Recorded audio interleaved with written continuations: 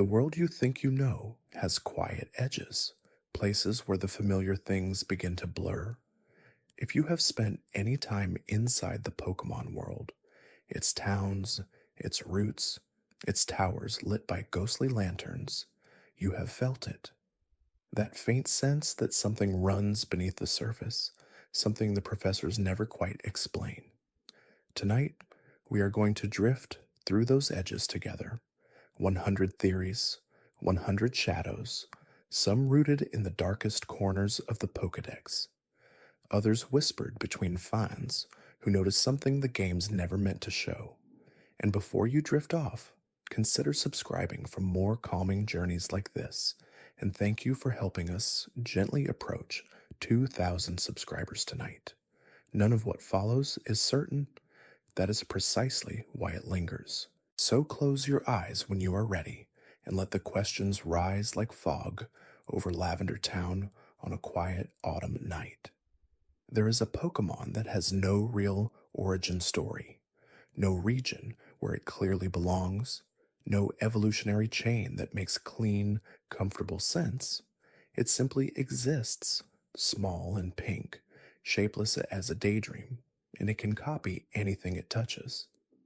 Ditto is one of the most beloved creatures in the series, and yet something about it has never quite sat still. Fans have spent years pointing at two things that refuse to be a coincidence. Ditto and Mew share the same soft pinkish color. They weigh exactly the same, and both possess the ability to transform, a skill so rare and so precise that almost no other Pokemon in the entire world can replicate it. The theory suggests that Ditto is not a natural creature at all. It is the discarded result of the same experiments that eventually produced Mewtwo. Every attempt to clone Mew that failed, every unstable arrangement of genetic material that couldn't hold its shape, may have found its way into the world as a Ditto. That would explain why they cluster near Cinnabar Island and the old Pokemon Mansion, places directly tied to the laboratories where those experiments took place. Each one is a quiet record of what went wrong, a living reminder that ambition and science do not always produce the result intended. If the theory holds, then every Ditto a trainer ever caught was never truly wild. It was released, let go, or perhaps simply abandoned when the scientists moved on to their next attempt. They walk the roots and tall grasses not because they belong there, but because there was nowhere else for them to go. Look at Kanto for a moment, as if seeing it for the first time. Notice what is missing. There are children traveling alone with creatures capable of genuine harm. There are professors and nurses and gym leaders and elderly men on porches. There are women running shops and raising families and leading towns.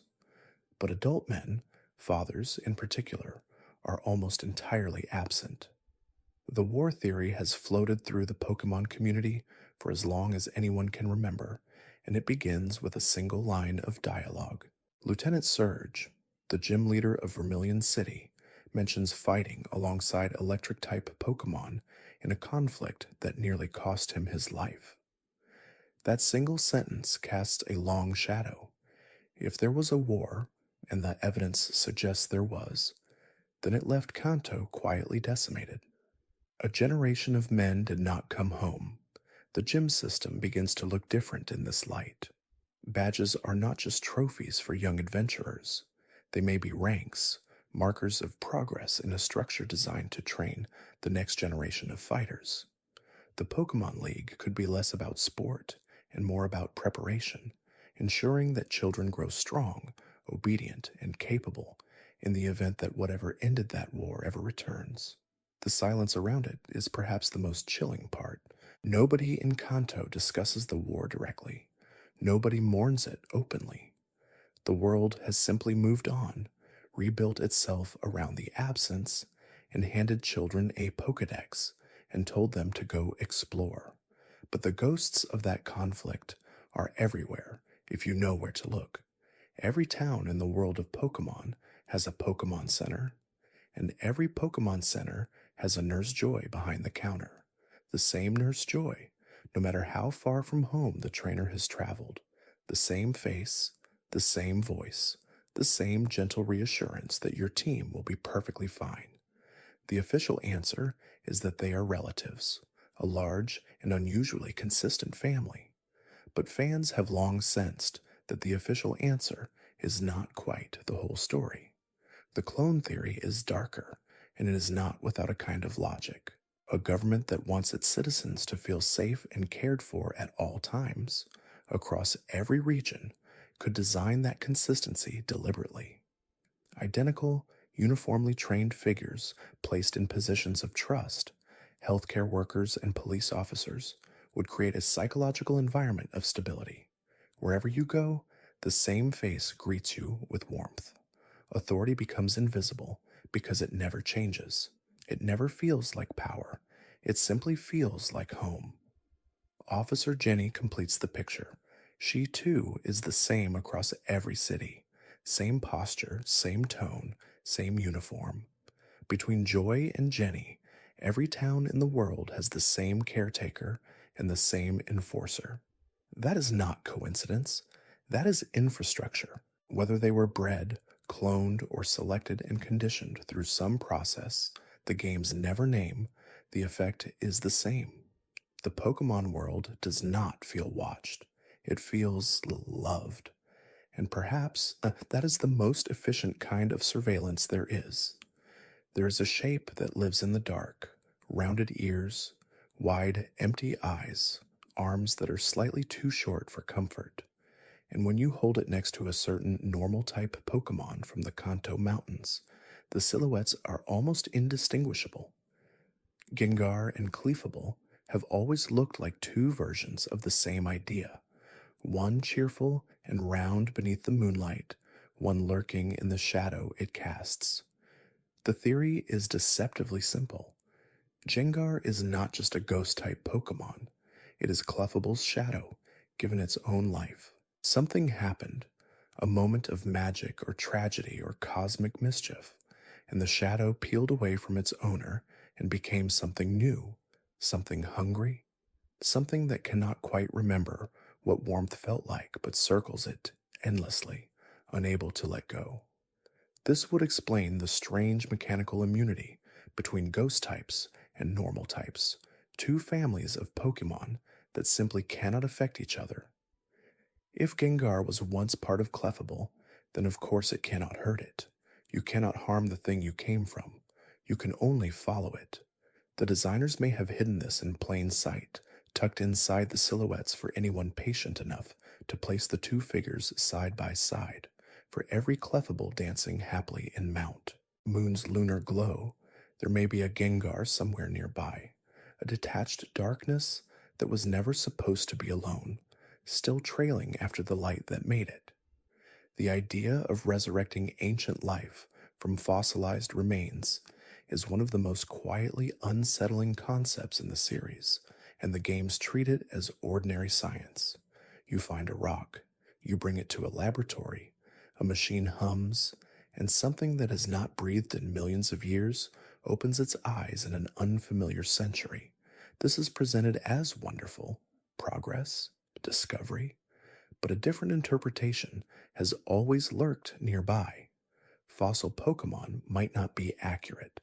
The scientists working with ancient DNA, incomplete, degraded, ancient beyond measure, would inevitably need to fill in the gaps. Modern genetic material, guesswork. The creature that emerges from the machine may share some relationship with what once existed, but it is not the same thing. It is a reconstruction, a best approximation, a story that a scientist told using fragments of a language they do not fully speak. This would explain why fossil Pokemon seem slightly wrong in their environments. They do not quite fit into modern ecosystems. They do not behave the way you might expect ancient creatures to behave. Their aggression, their confusion, their restlessness, these could be the qualities of something that has been assembled rather than born. Something that knows, on some level, that it is not entirely itself. The world is full of living scientific guesses wearing the faces of the ancient dead. We hand them Pokeballs and train them in gyms and never ask what it cost to bring them back.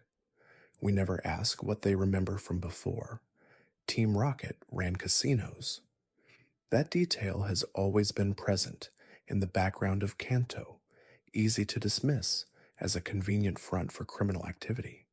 But the full scope of what those casinos might have been doing is more troubling than mere money laundering. Follow the chain closely enough, and something darker comes into view. A constant flow of cash from gambling, slot machines, prizes, the endless small transactions of people hoping for luck, creates a river of revenue that is almost impossible to trace. That money becomes untraceable when it flows back out as prizes, rare items, even Pokemon themselves distributed as rewards. Some of those Pokemon were almost certainly bred in the laboratories below, tested for qualities that the scientists wanted to observe, then handed to the public through the casino's prize counters as though they were just winnings. The genetic experimentation that produced Mewtwo required enormous funding. The modifications performed on Genesect required infrastructure.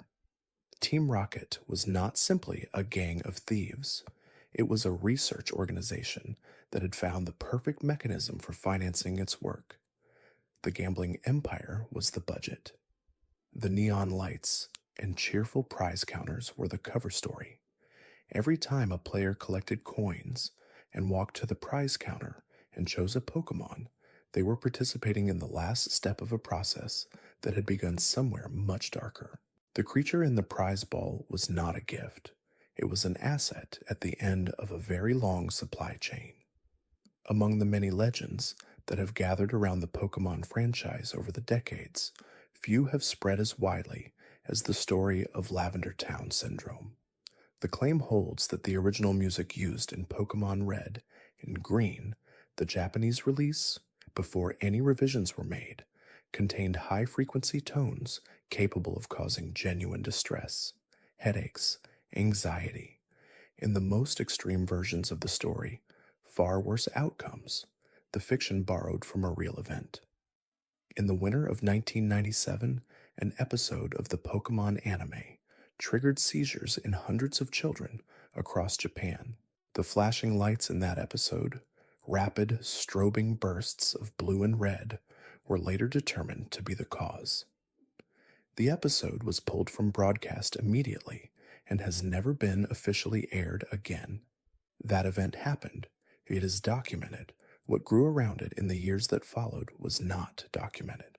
The Lavender Town story took the real incident and carried it into myth, placing it years earlier, attaching it to a piece of music, populating it with children who wandered away from home. The myth became more widely known than the truth that had inspired it, spreading across message boards and forums with the confidence of something verified. What the Lavender Town legend demonstrates is something interesting about the Pokemon world itself. Its darker edges are compelling enough to sustain stories that nobody intended to tell. The eerie tower in the northeast of Kanto, the ghostly music, the unnamed graves, all of it creates a space where myths feel at home. The story was not true, but it fit well enough that millions believed it. That is a kind of power. There is something strange about the way money moves in the Pokemon world. A 10-year-old defeats a young trainer on a small dirt path outside Pallet Town, and that trainer cheerfully hands over a few hundred Pokédollars as though it were the most natural transaction in the world. No anger, no reluctance. The money flows from defeat to victory with the smoothness of a system that has been designed to do exactly that. One reading suggests that this money does not come from the trainers themselves at all. The league manages payouts. Every match is effectively insured, with the prize pool distributed through a hidden infrastructure that ensures losing trainers are never truly bankrupted and winning trainers are never without resources. The casual battles on routes, the prize money from gym leaders, the rewards from defeating the Elite Four, all of it flows from the same source, managed quietly from above. This would also explain why Pokemon centers exist in every single town without any apparent business model. Healing is free, always, everywhere, infinite, instantaneous, requiring nothing in return. In a world where medical care costs something everywhere else that care exists, that kind of universal provision requires a funding source that never runs dry. The league finances both the prize money that fills trainers' pockets and the free medical care that keeps their teams healthy enough to keep battling. Every match generates data. Every healed Pokemon represents a record. The economy is a loop, and the children moving through it are both the engine and the product. Hypno's Pokédex entries have unsettled players for a long time. The creature carries a pendulum. It swings the pendulum before the eyes of those it encounters. And then, according to multiple games across multiple generations, it takes children away. The entries do not say where they go. They do not describe what happens after. They simply note that children who gaze at the pendulum follow Hypno, and that is the end of the account. The standard reading treats this as dark lore, the uncomfortable edge that the Pokédex sometimes wanders to, the reminder that these creatures are genuinely dangerous. But a different interpretation suggests that the entries are not warning signs. They are records, sanitized accounts of something that actually occurred, rewritten over time into the clinical language of a field guide to keep the story from being too disturbing to print. If something happened, a misuse of psychic-type Pokémon, a scandal involving manipulation or abduction, the League would need a way to acknowledge it without causing panic. Embedding the account in Pokédex entries about a single creature would accomplish that. It would become lore. People would read it as flavor text. The story would survive, but it would no longer feel like news. That is a very specific kind of horror, not the horror of monsters in the dark, but the horror of institutions that have learned to absorb terrible things and smooth them into official language. Hypno's pendulum keeps swinging. The entries keep saying the same thing, and nobody ever asks where those children went. The Pokemart is in every town. Its prices are the same in every town. A potion costs the same in a tiny root town as it does in the metropolis of Celadon City. A revive, one of the most sought-after items in the game, capable of bringing a fainted Pokemon back to consciousness mid-battle, is priced at a level that makes trainers think carefully before spending. This uniform pricing across an entire world hints at something that does not happen in free markets. In free markets, prices vary. They respond to supply and demand, to location, to scarcity. The Pokemart does none of this. Its prices are fixed, standardized, enforced across every region by some force that the games never name. The conspiracy goes deeper than simple market monopoly. Revives are kept deliberately expensive. If they were cheap, the consequence of losing would vanish. Trainers would keep extra revives in every bag pocket, bounce back from every defeat, and the entire structure of competition would soften into irrelevance. By maintaining scarcity through price, the League ensures that battles carry weight. Losses hurt, resources matter. The Pokemart is not a store. It is a tool of behavioral control, ensuring that trainers remain invested in the outcomes of their battles by making recovery just costly enough to sting.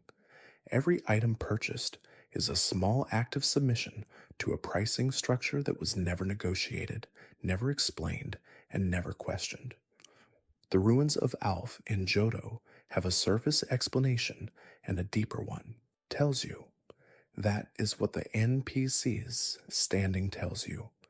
That is what the NPCs standing at the entrance suggest with their careful academic language. But look at what lives inside. The Unown are not decorative. They are not relics frozen in stone. They are alive, mobile, aware in some quiet way, and their bodies are shaped like the letters of an alphabet, every single one of them. An alphabet of living creatures gathered in ruins that seem designed around their presence. The theory that has grown around the Unown suggests they were not placed in these ruins by ancient humans. They built the ruins themselves. The architecture is not a temple dedicated to their worship or study. It is their workshop, the physical expression of a species that communicates by reshaping the world. When the right combination of unknown arranges in the right sequence, things change, doors open, dimensions shift, realities that should not touch each other briefly overlap. The puzzles a trainer solves in the ruins of Alf are not archaeological challenges. They are commands. Someone is watching to see who is clever enough to input the correct sequence.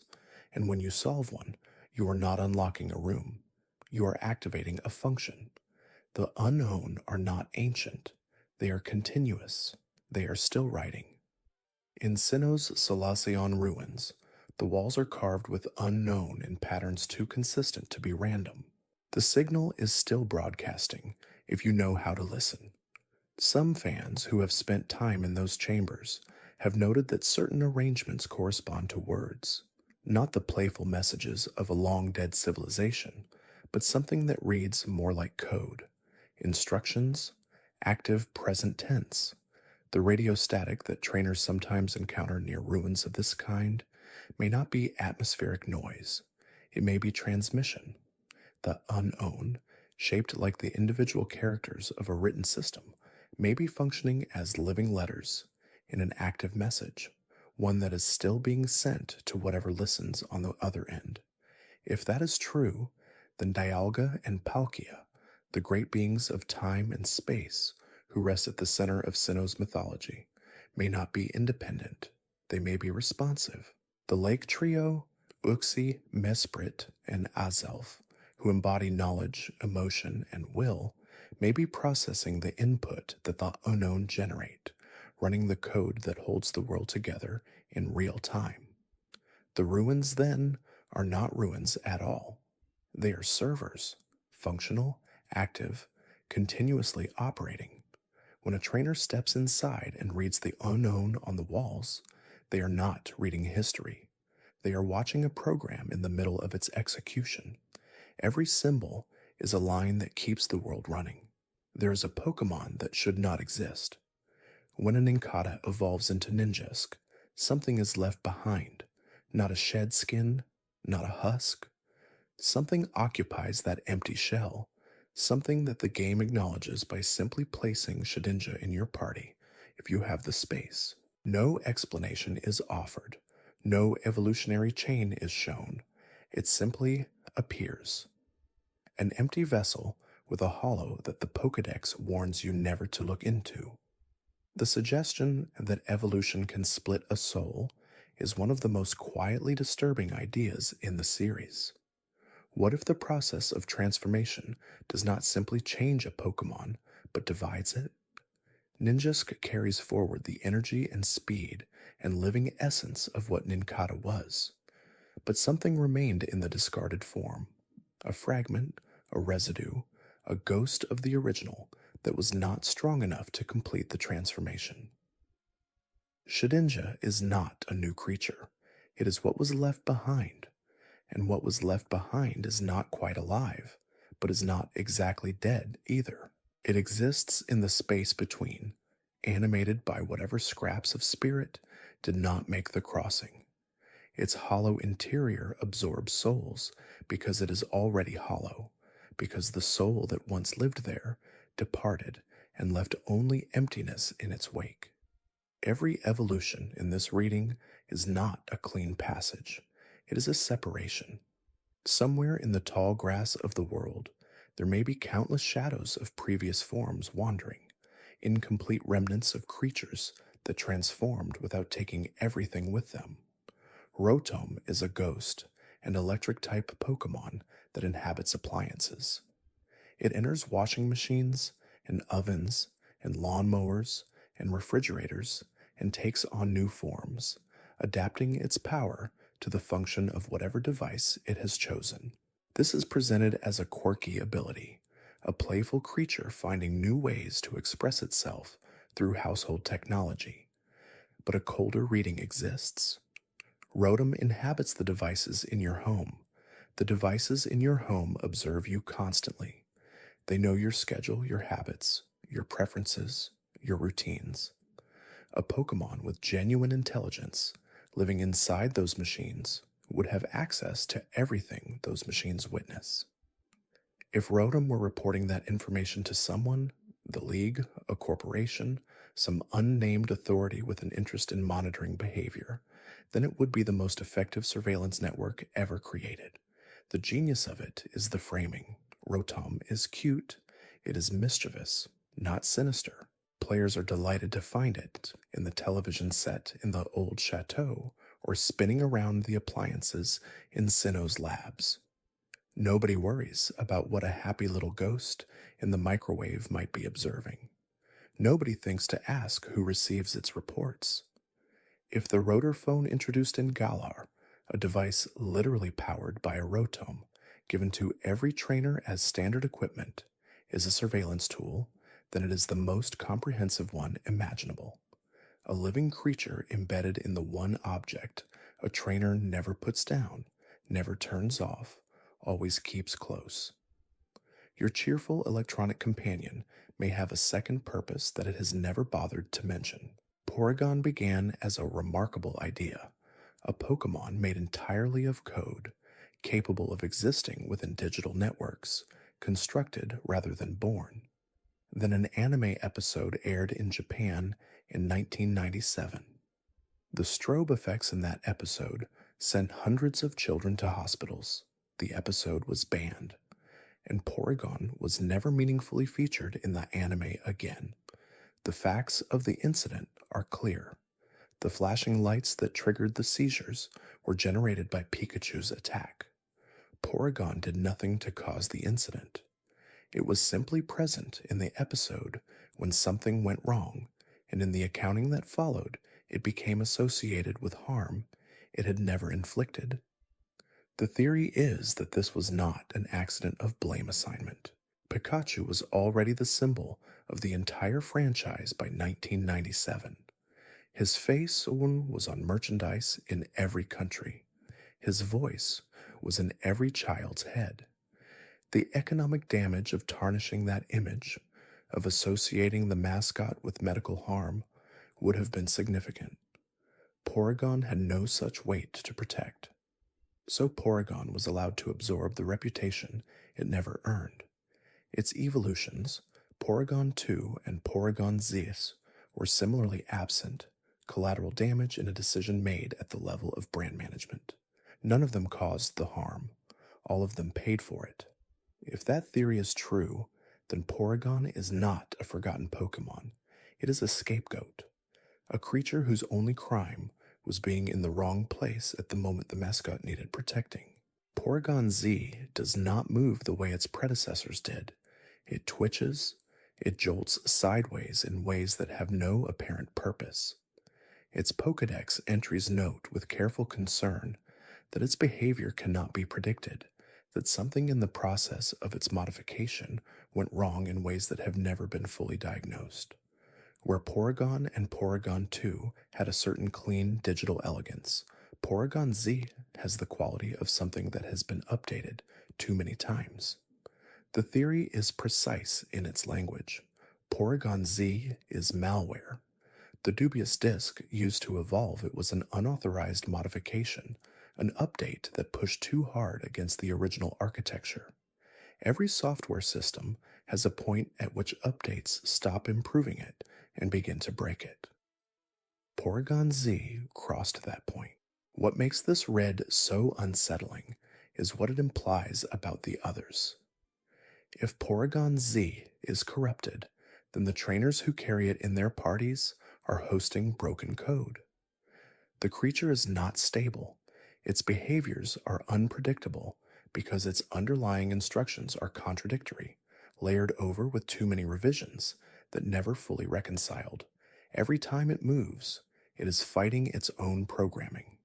And if digital Pokemon can become corrupted, then the line between a Pokemon and a glitch is not as solid as the world would like to believe. Porygon Z is the proof. It is what a living creature looks like when someone keeps modifying it past the point where modification helps.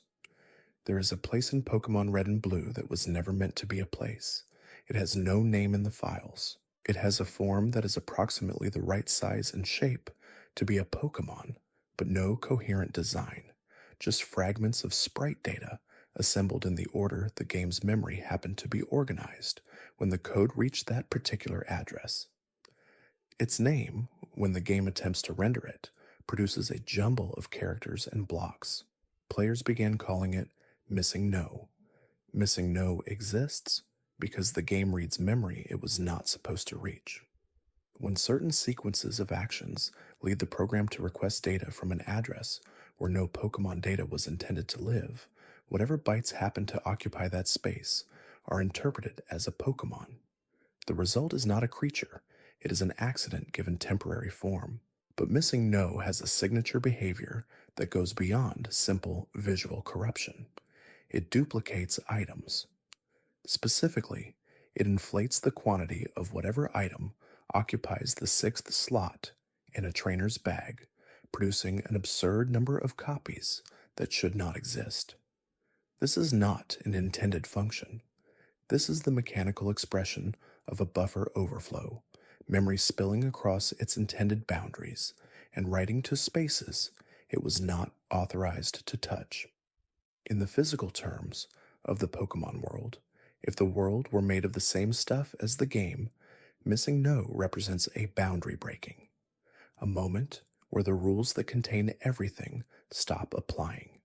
The game tries to remember something that should not be remembered, and what comes out is a creature made of error, a monster assembled from the spaces between things. MissingNo leaves a mark, not on the game's mechanics in any permanent harmful way.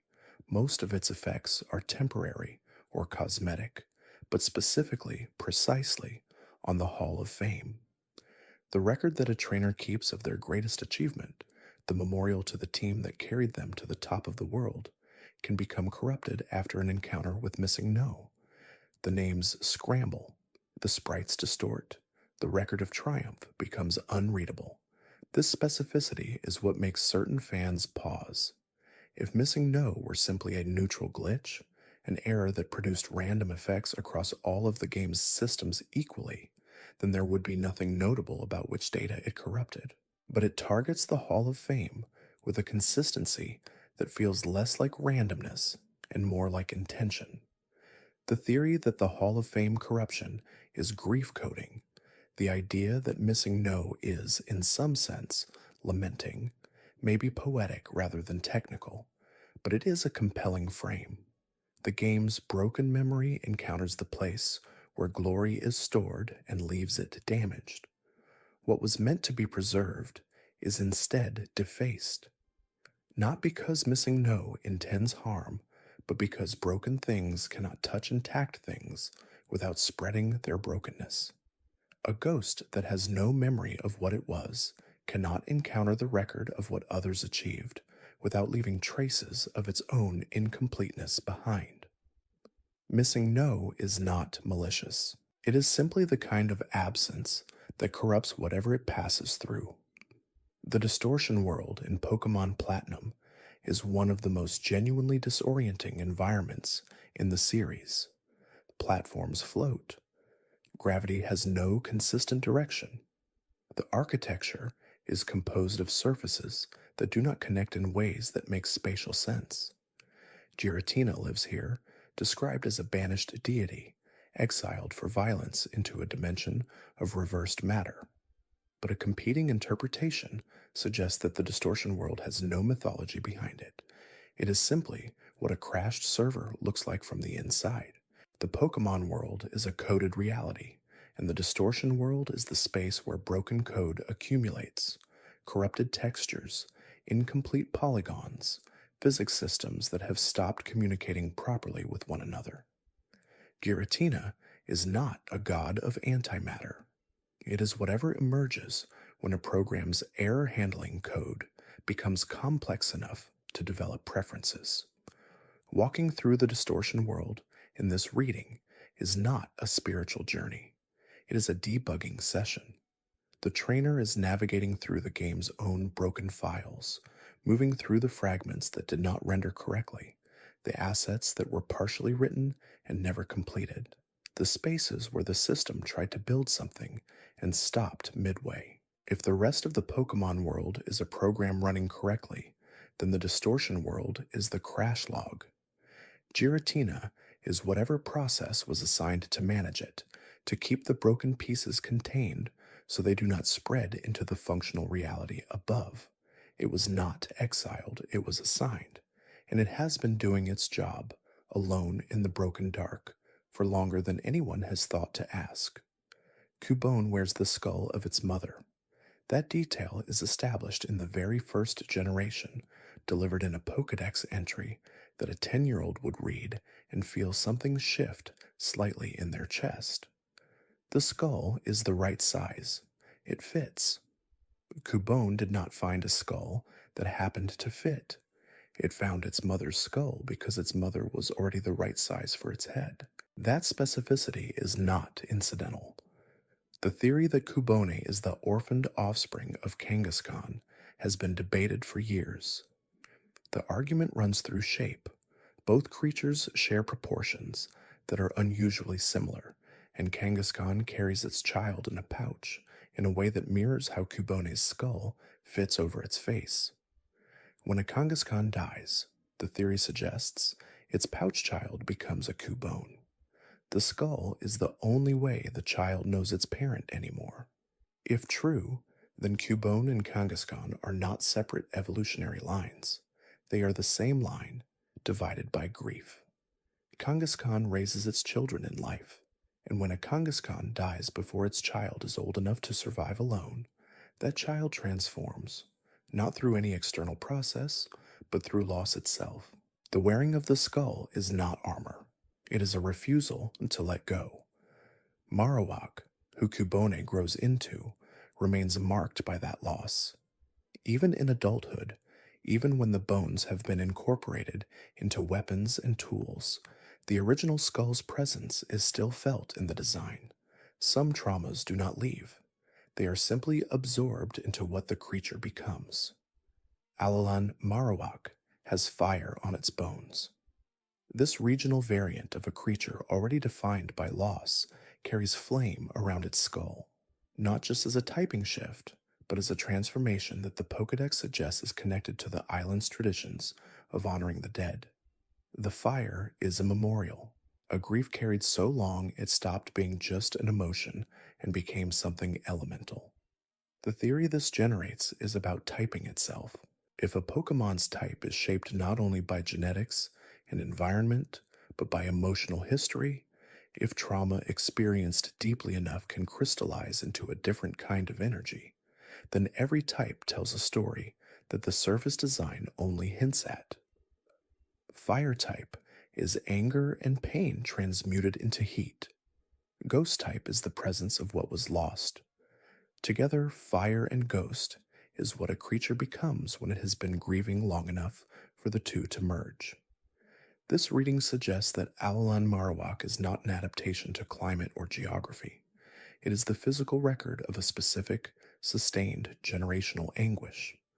The island's atmosphere did not make it this way. Loss made it this way, and the island's particular spiritual tradition shaped how that loss was expressed, wrapping it in ritual fire instead of simple sorrow. If emotion can crystallize into type, then the entire typing system is less a taxonomy and more a biography. Every fire-type Pokemon has felt something that required heat to contain. Every water type has known a kind of deep, sustained calm or depth that needed an element to express it. And every ghost type is, in some sense, still waiting for something that has not arrived. Spiritomb is composed of exactly 108 souls. That number is not chosen randomly. In Buddhist and Shinto traditions, 108 represents the earthly passions and desires, the sources of human suffering that monks strike a bell 108 times on New Year's Eve to dispel. To bind exactly 108 souls together in a stone is not to create a monster. It is to create a prison. The theory is that Spiritomb was built deliberately. Some civilization, some practitioner working in the language of spiritual law, constructed the keystone as a containment device. The souls inside it are not simply the random dead. They are specifically assembled, selected for qualities that made them dangerous or unresolvable in ordinary death, things that could not be allowed to wander. The keystone is the lock, Spiritomb is the key, and the prisoner simultaneously. Whoever built it understood enough about the mechanics of spiritual containment to do something genuinely precise, to collect not just any souls, but exactly the number that would produce a stable bond, a prison that would hold indefinitely. If a trainer catches Spiritomb, they are not capturing a strange Pokémon. They are taking custody of an artifact, of a punishment, of 108 decisions that someone long ago made about what would happen to certain souls after death. The odd keystone is not decorative. It is a verdict, and it is still in effect.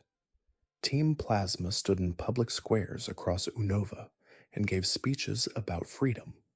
Pokémon deserved independence from human trainers. The bond between trainer and Pokémon was not partnership but ownership. The whole system of catching and training was a form of enslavement. On the surface, it was a challenging moral argument, one the games did not entirely dismiss, forcing players to sit with the question even while opposing the organization.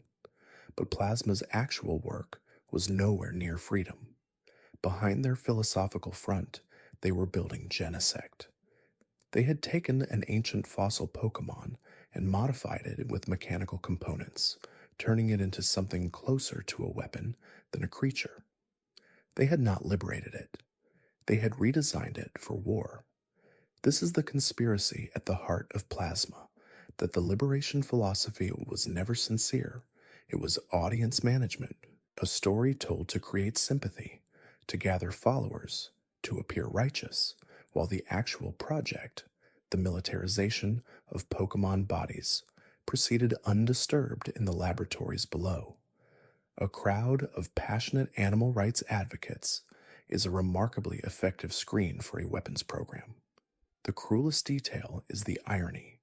While publicly arguing that Pokémon should not be controlled by humans, Plasma was engineering a creature with no capacity to refuse. Genesect was not given freedom, it was given orders. If Plasma won, it would not have freed every Pokémon. It would have replaced one kind of human control with another, worse kind, and called it liberation. Arceus holds plates. That is one of the central mechanical facts about the deity of the Pokémon world. It carries these 16 thin tablets, each one associated with an elemental type, each one capable of shifting Arceus from one form of cosmic authority to another. The standard reading is that these are divine tools, relics of creation, objects through which a god expresses its multivalent nature. But a different reading suggests the plates are not tools of unlimited power. They are permits. Each plate represents a domain in which Arceus has been authorized to act: fire, water, steel, dragon, and so on. Without the appropriate plate, Arceus cannot intervene in that domain. With it, the authority is granted. This transforms Arceus from an omnipotent creator into something more carefully bounded. Not a god that can do anything it chooses, but a god that operates within a system of jurisdiction, holding credentials for each area of reality where it is permitted to act. The cosmic bureaucracy implied by this reading is both funny and deeply unsettling. The universe requires that even its creator produce documentation. It also raises a question the games never ask directly: who issued the plates? If Arceus holds permits that authorize its authority over specific domains, then there is a system above Arceus, something that grants and could theoretically revoke those permits. The Pokémon world's most powerful being may be bound by paperwork. The creator of all things may operate under constraints it has never mentioned. The red chain is one of the most physically dramatic objects in the series, crafted from crystals resonating with the three lake beings of Sinnoh, Oxy, Mesprit, Azelf. It is capable of binding Dialga and Palkia, the deities of time and space. Team Galactic built it, and the theory that surrounds it is that they were not the first. The technology implied by the red chain is not invented technology. It is recovered technology.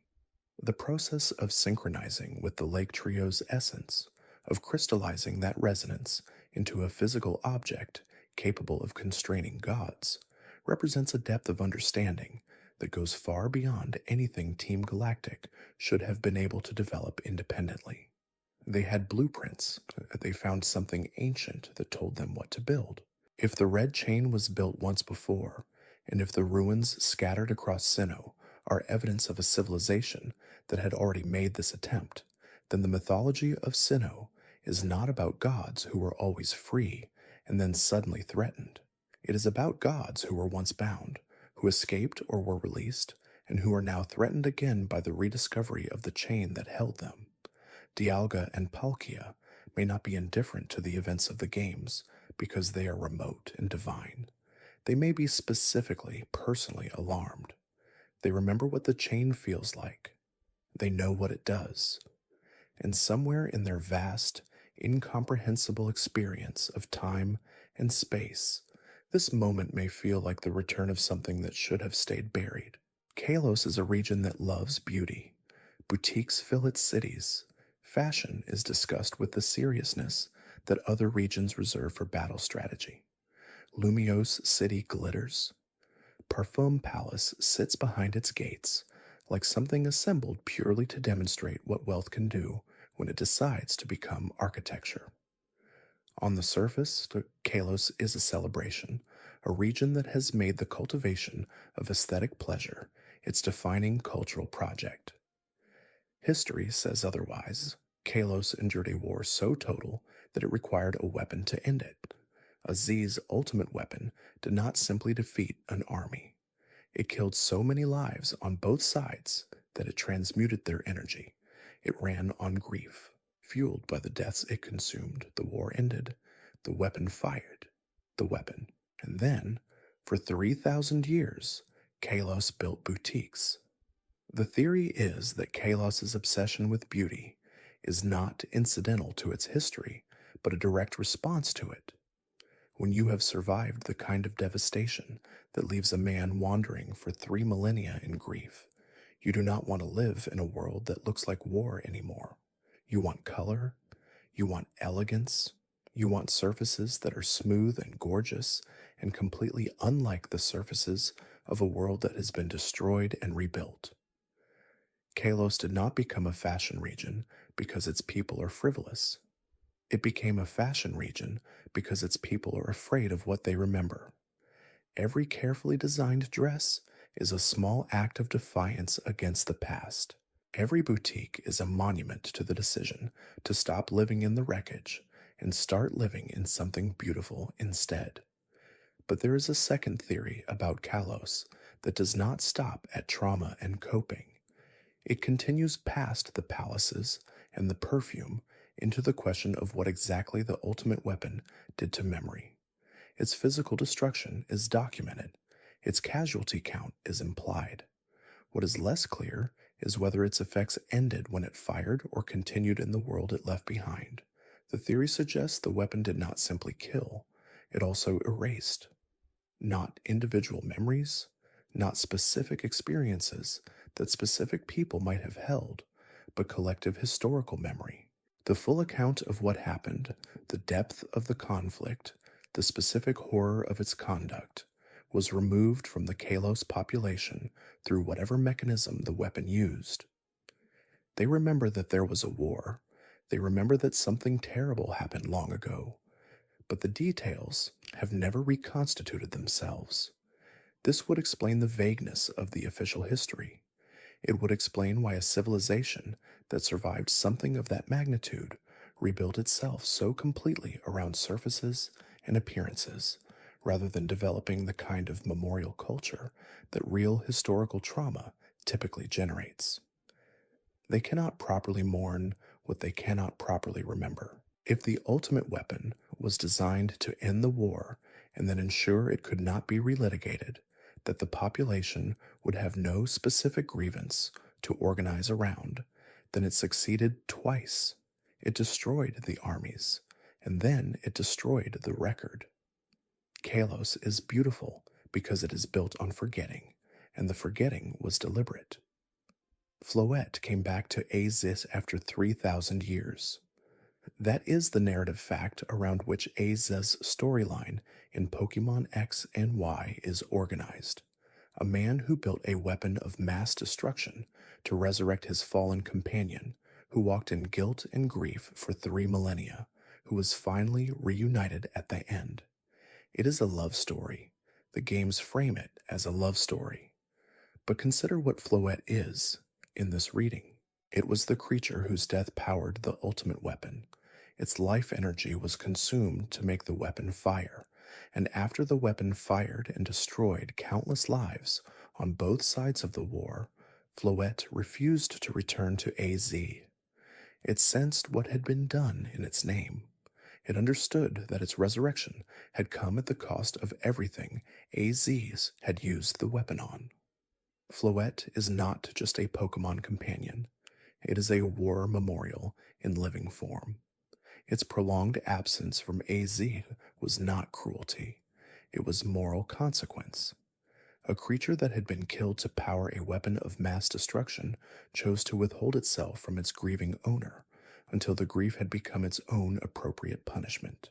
When it finally returned 3,000 years later, it did so because AZ had earned it, not by any single act, but by the weight of sustained remorse across centuries. That reunion at the end of X and Y is not simply heartwarming. It is the completion of a long and specific atonement. Floette judged, Floette waited, and AZ, who had lived long enough to become a legend, finally received the absolution he had been walking toward since the weapon was silent. Porygon throws itself off cliffs, repeatedly. This is documented in Pokédex entries across multiple generations, and it is framed in a way that could be read as sweet or troubling depending on how you approach it. Porygon dreams of flying. Porygon cannot fly. Porygon has not yet evolved into the form that would give it wings. And so Porygon does what it can with the body it has, which is to launch itself into the air and fall. The theory this generates is about the relationship between will and biology in the Pokémon world. If Porygon desires flight strongly enough, not as an abstract wish, but as a sustained, specific, physical practice of throwing itself off ledges, then evolution responds. Shelgon forms its shell. Salamence eventually grows wings. The physical change is not scheduled on a genetic timetable. It is earned through the intensity of wanting. This would mean that in the Pokémon world, biology is not destiny. It is responsive. The body listens to what the creature insists on being and eventually cooperates. Evolution is not a clock that ticks through levels. It is a conversation between what exists and what is demanded, resolved in favor of the demand when the demand is sustained and sincere enough. If that is true, then every Pokémon's final form is not predetermined. It is achieved. Every Porygon that jumped and did not die climbed one step closer to the thing it was certain it could be. Wings were not given to Salamence. They were argued into existence by a small dragon that kept throwing itself into the open air. Mega Evolution arrived in Kalos, introduced through the mechanics of the Mega Ring and its corresponding stones. A trainer with the right bond and the right item could push a Pokémon into a temporary super-evolved state, dramatically more powerful, visually distinct, capable of forms that permanent evolution never produced. It was presented as a feature, a deepening of the trainer-Pokémon relationship. The Pokédex entries tell a different story. Some of them describe pain, transformations that happen too quickly for the body to accommodate, energy that exceeds what the Pokemon's form was designed to contain, creatures that are aware, in the middle of mega evolution, that something is happening to them that they did not choose and cannot stop. The bond between trainer and Pokemon is real in these descriptions, but the bond is being used as a lever. Kalos was the site of the ultimate weapon. Kalos is where mass casualties were converted into energy to power a machine. The pattern of using life as fuel is not a single incident in Kalos history. It may be a recurring principle. Mega evolution, in this reading, is the contemporary form of the same logic, the same willingness to extract power from living things by applying sufficient pressure to the bond that holds them together. The trainers do not intend harm. The Pokemon do not blame their trainers, but the entries record what happens in the moment, and what happens in the moment is that the creature suffers. If mega evolution is a weaponization of love, if the warmth between a trainer and their partner is being converted into temporary combat power at the partner's physical expense, then the most powerful move available to a Kalos trainer may carry the same moral weight as the weapon that ended a war. Wobbuffet is blue. Wobbuffet is large. Wobbuffet is cheerful in a way that does not quite parse, a creature that cannot attack directly, that only reflects damage back at its opponent, that salutes and smiles and appears to be enjoying itself while doing absolutely nothing offensively. And then there is the tail. The tail has eyes, small and dark, watching from behind Wobbuffet's enormous blue body with an alertness that the main form does not share. Wobbuffet's tail does not salute. Wobbuffet's tail does not smile. Wobbuffet's tail simply watches. And the theory suggests that this distribution, one observer, one decoy, is not accidental. It is functional. The real Wobbuffet is the tail. The blue body is a mobile shield, a large blue target designed to absorb every hit that opponents direct at what they believe is the Pokémon. While the blue body takes the damage, the real Wobbuffet watches from behind it, learning, assessing, safe. Only when the decoy is genuinely threatened does Wobbuffet act, and when it acts, it uses the stored damage as fuel. If this is true, then every trainer who has ever battled a Wobbuffet has been deceived. The thing they were hitting was not the thing they were fighting. The real creature was watching from a position of complete safety, allowing its body to be used as a target. A strategy so patient and so strange that the entire battle happens before the opponent realizes they never engaged the actual enemy at all. The Pokégear of Johto was a small device, a phone, a map, a clock, a radio. Everything a young trainer needed to navigate the world, stay in touch with their mother, and catch the occasional broadcast. It seemed like an accommodation, a parent's peace of mind expressed through technology. But even in 2000, in the second generation of games, the question of who was listening through those devices was already forming in the back of certain minds. The Pokégear knows where you are.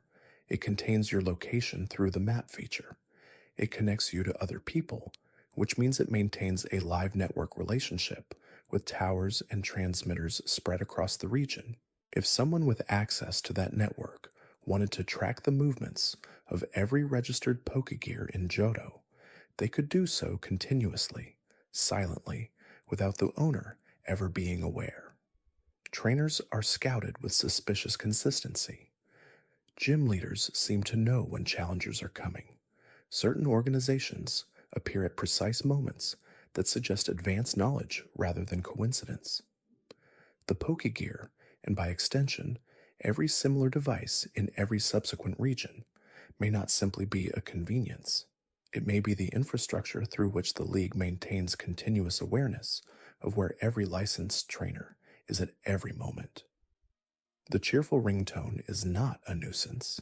It is a check-in signal, and when your mother calls to tell you she bought something nice at the Pokémart, she is also, perhaps without knowing it, confirming your location to a system that finds that information useful. The Pokewalker was a pedometer. That is the technical description. It was a small device shaped like a Pokeball, bundled with Pokemon Heart Gold and Soul Silver, and it allowed players to transfer a Pokemon into it and earn experience and items by walking around in the real world. Steps became currency. Physical movement generated in-game resources. The theory this generates is about directionality. In the Pokemon world, the flow of value is from trainer to Pokemon. You battle, you train, you spend time, and your Pokemon becomes stronger. The Pokewalker inverts this in a specific way. The Pokemon gains power from your steps. Your physical energy in the real world becomes their experience in the digital one. You are the battery. If Pokemon benefit from human physical activity, and the mechanism for extracting that benefit is a device you carry in your pocket, then the relationship between trainer and Pokemon is not simply emotional or social. It is energetic.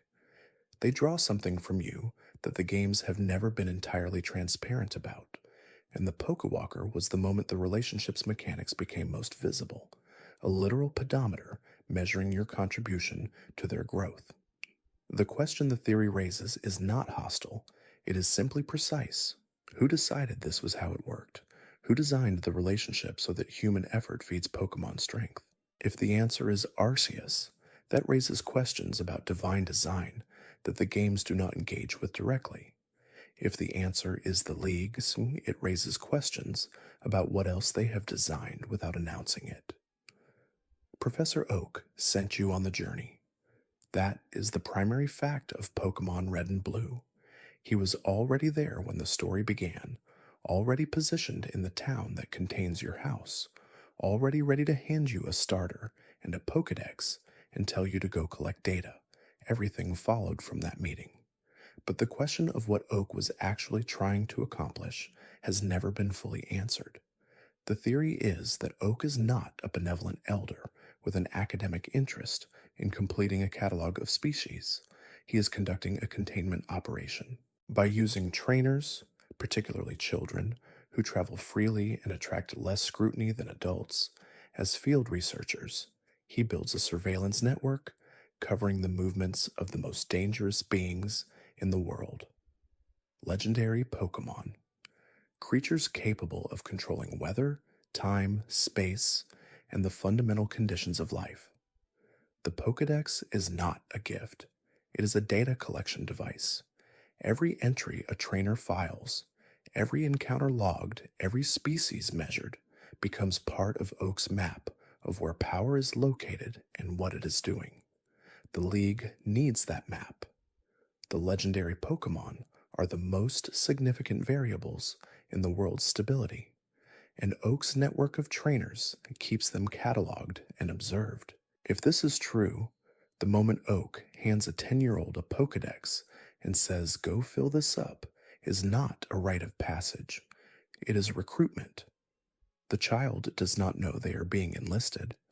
They think they are on an adventure. But the data they collect goes somewhere, and the person it goes to is not simply compiling an encyclopedia.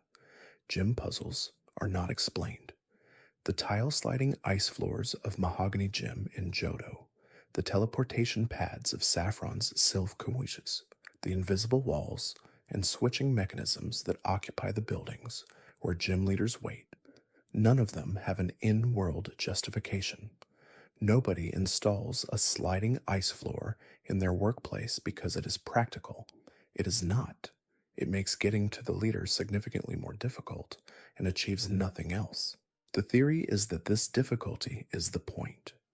Not as a challenge in the sports sense, not something designed to test tactical ability, but as an obedience test. The puzzle has no solution that requires cleverness. It requires patience, persistence, and a willingness to repeat failures without quitting. It tests whether a trainer will continue doing something pointless when the reward for continuing is simply being allowed to continue. That is a very specific quality to test for. obedience without understanding, persistence without purpose. The trainer who completes the ice puzzle has demonstrated that they will keep doing what the system requires, even when the system's requirements make no sense. That is exactly the quality the League would want in the trainers it selects for advancement. If gym puzzles are hazing rituals rather than challenges, then every badge is less a trophy and more a certification. This trainer has been tested. This trainer will endure.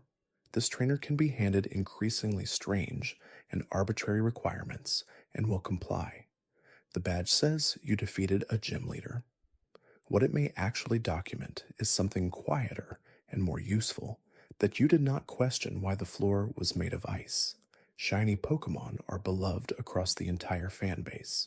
The discovery of a variant with different coloring, a black Charizard, a golden Magikarp, a white Rapidash, produces a response that is close to reverence. They are rare. They are distinct. They are coveted above almost every other kind of Pokémon encounter. And then there is the Lake of Rage. In Pokémon Gold and Silver, a red Gyarados appears in the lake because Team Rocket was broadcasting radio waves to force Magikarp to evolve before their natural time. The mechanism was experimental and brutal and produced mutations that the experiment had not anticipated, including in at least one documented case, a Gyarados with deep red coloring instead of the usual blue. That one encounter establishes something uncomfortable about shiny Pokémon in general. If a shiny Gyarados was produced by Team Rocket's radio experiments, then the phenomenon of unusual coloration may not be genetic fortune, it may be the lasting physical record of unnatural exposure, radiation, interference, experimental signals, or materials that altered the creature's biology in ways that became heritable. The rarity of shiny Pokémon would make sense in this context. Most creatures exposed to whatever causes the alteration do not survive it. The shiny individuals are those who encountered the source of the mutation and lived, carrying the change in their cells for every subsequent generation. Trainers who find and prize shiny Pokémon are not discovering luck. They may be finding the survivors of something that killed most of the others. The Pokéball is the foundational technology of the Pokémon world. Without it, you trainers cannot carry their partners. Without it, the entire structure of the League, the journey, the gym system, the battles, collapses. Everything depends on the ability to store a Pokémon inside a small sphere and release it on demand. And yet the mechanics of how that works have never been explained to anyone's satisfaction. The state theory holds that Pokeballs do not store bodies. They store data. When a Pokemon is captured, the device performs a scan that records everything about the creature: health, memories, personality, capabilities, and converts it into a compressed digital state. What the Pokeball carries is not the physical Pokemon. It is the complete description of the Pokemon. When the trainer opens the ball, the system reconstructs the Pokemon from its recorded state into physical form. This would explain healing. A Pokemon that has been badly injured in battle can be taken to a Pokemon Center and restored to full health, not because medicine was administered, but because the stored state, which includes the Pokemon at full health as its baseline, is restored. The recovery is not biological. It is a rollback to a previous save state. If this is true, then every Pokemon a trainer carries is not exactly the creature they met. It is the most recent complete recording of that creature, reconstructed fresh each time the ball is opened. Whether the continuity of personality and memory that reconstruction produces constitutes the same individual is a question the games have never asked directly, and perhaps intentionally do not ask. The couple who runs the daycare are always elderly and always kind. They stand behind their counter with the patience of people who have spent decades doing something gentle. When a trainer leaves two Pokemon in their care, The couple accepts them without comment. When an egg appears, the couple reports it without explanation. They found it. That is all they say. They always just found it. The breeding conspiracy exists in multiple versions, but the core of all of them is the same. The daycare is not passive. The elderly couple does not simply feed and shelter the Pokemon left in their care, while nature takes its course. The eggs that appear are the products of a managed program, controlled pairings, monitored conditions, recorded outcomes. The couple is not just a childminder, they are researchers. The vague language around egg discovery is deliberate. We found an egg is the phrase that keeps trainers from asking how the egg came to be, under what conditions, with what intervention. If the full answer were available, it might raise questions about consent, about whether the Pokemon left in the couple's care are being used for purposes their trainers never authorized. The professors who send young trainers on their journeys have a persistent interest in Pokemon genetics and breeding outcomes. The daycare is the infrastructure that produces the data. Every egg that a trainer happily hatches on a cycling road is the end result of a process that was never fully transparent, managed by people who are very good at seeming like they're just being helpful. The Pokerus, a microscopic virus that occasionally infects Pokemon and doubles the effort values they gain from battling, is so rare that most trainers will go their entire journey without encountering it. When it does appear, it spreads briefly to adjacent Pokemon in the party and then becomes dormant, leaving behind a small mark on the status screen that is visible to those who know how to read it. The Pokerus is beneficial. This is what makes it suspicious. A naturally occurring virus that has no negative effects whatsoever, that only accelerates growth, only enhances development, only makes its host stronger, does not arise through ordinary evolutionary pressure. Viruses evolve in relationship with their hosts. A virus that helps its host too much loses its own selective advantage. A virus that is purely beneficial is the product of design. The theory is that Pokerus was engineered by someone with access to virology at a level that does not officially exist in the Pokemon world, by someone who wanted to study the spread of an enhancement agent through wild populations, using Pokemon as the test subjects and trainer parties as the distribution mechanism. Its rarity is the control mechanism, ensuring it does not become so widespread that the experimental population becomes too large to monitor. Every trainer who finds that their Pokemon has contracted Pokerus and feels lucky is, in this reading, an unwitting participant in a longitudinal study. The small pink smiley face icon on the status screen is a data point in someone's research. The miracle virus is a controlled release, and the person who controlled the release has been watching the results for a very long time. Zorua can make itself look like anything. Zoroark can extend that ability to create illusions that fool entire crowds. Every person in a stadium might see a different Pokemon than the one that is actually battling.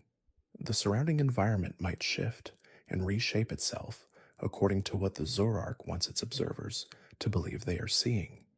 This is described as an illusory ability, a visual trick. But the theory that this is not a visual trick at all, that Zoroark's power is something deeper and more troubling than projection, begins with one observation. Visual illusions can be broken by closing your eyes, covering your ears, touching something solid.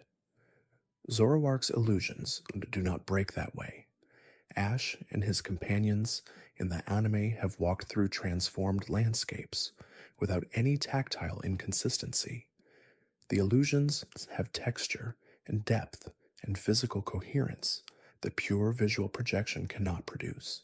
If Zoroark is affecting perception rather than projecting images, reaching into the minds of every person nearby and rewriting what they believe they are experiencing, then the scale of the ability is more disturbing than the Pokédex acknowledges. A city could be living under a Zoroark-generated reality and have no mechanism for detecting it.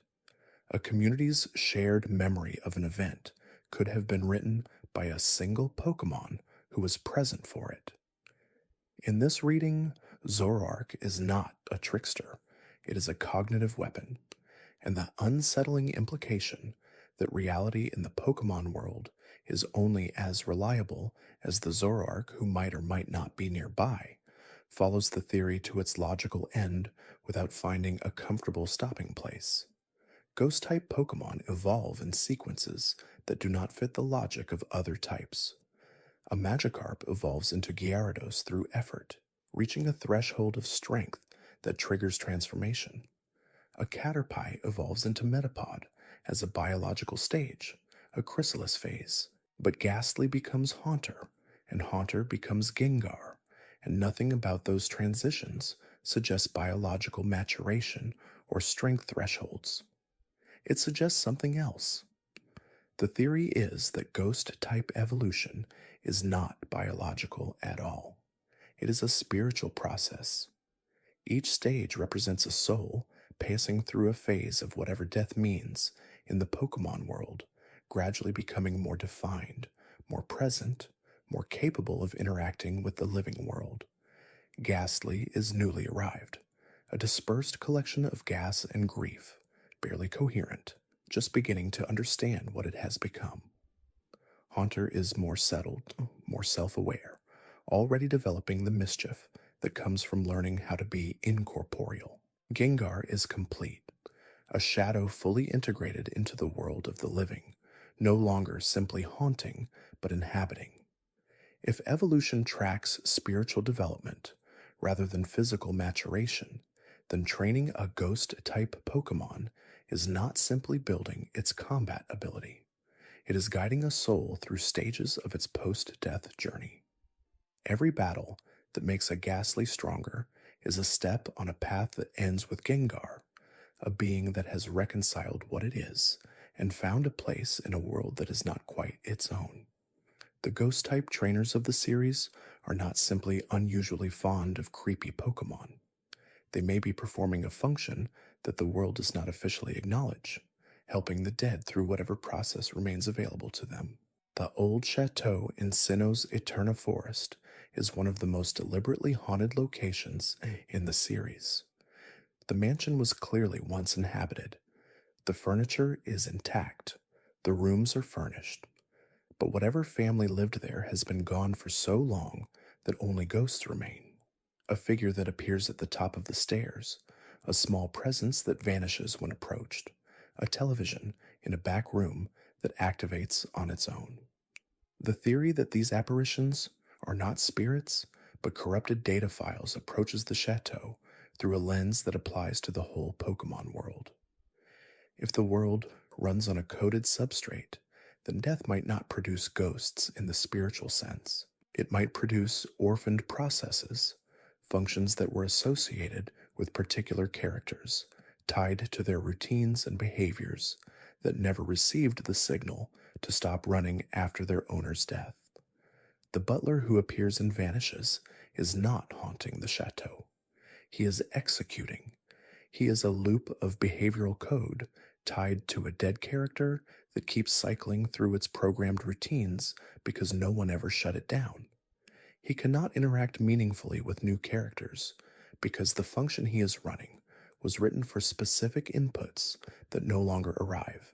He walks, he appears, he vanishes, he walks again. The little girl, the distant figure, the television that turns on, all of them are the same thing. Dead processes running in empty rooms. The chateau is not haunted by grief.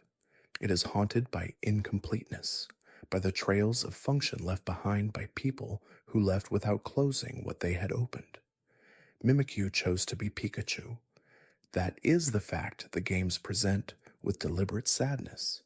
It covered itself in a cloth disguise, modeled on the most beloved Pokémon in the world, because it longed for what Pikachu had, the warmth of children reaching for it, the love of an entire species directed at a single small shape. Its original form, hidden beneath the cloth, is described only as something that harms those who see it. Nobody knows what Mimikyu really looks like. It has chosen never to be seen without its costume. The theory that Mimikyu is the embodiment of cultural rejection, a creature that formed itself around the negative space created by obsession, is both more and less sad than the game's own version.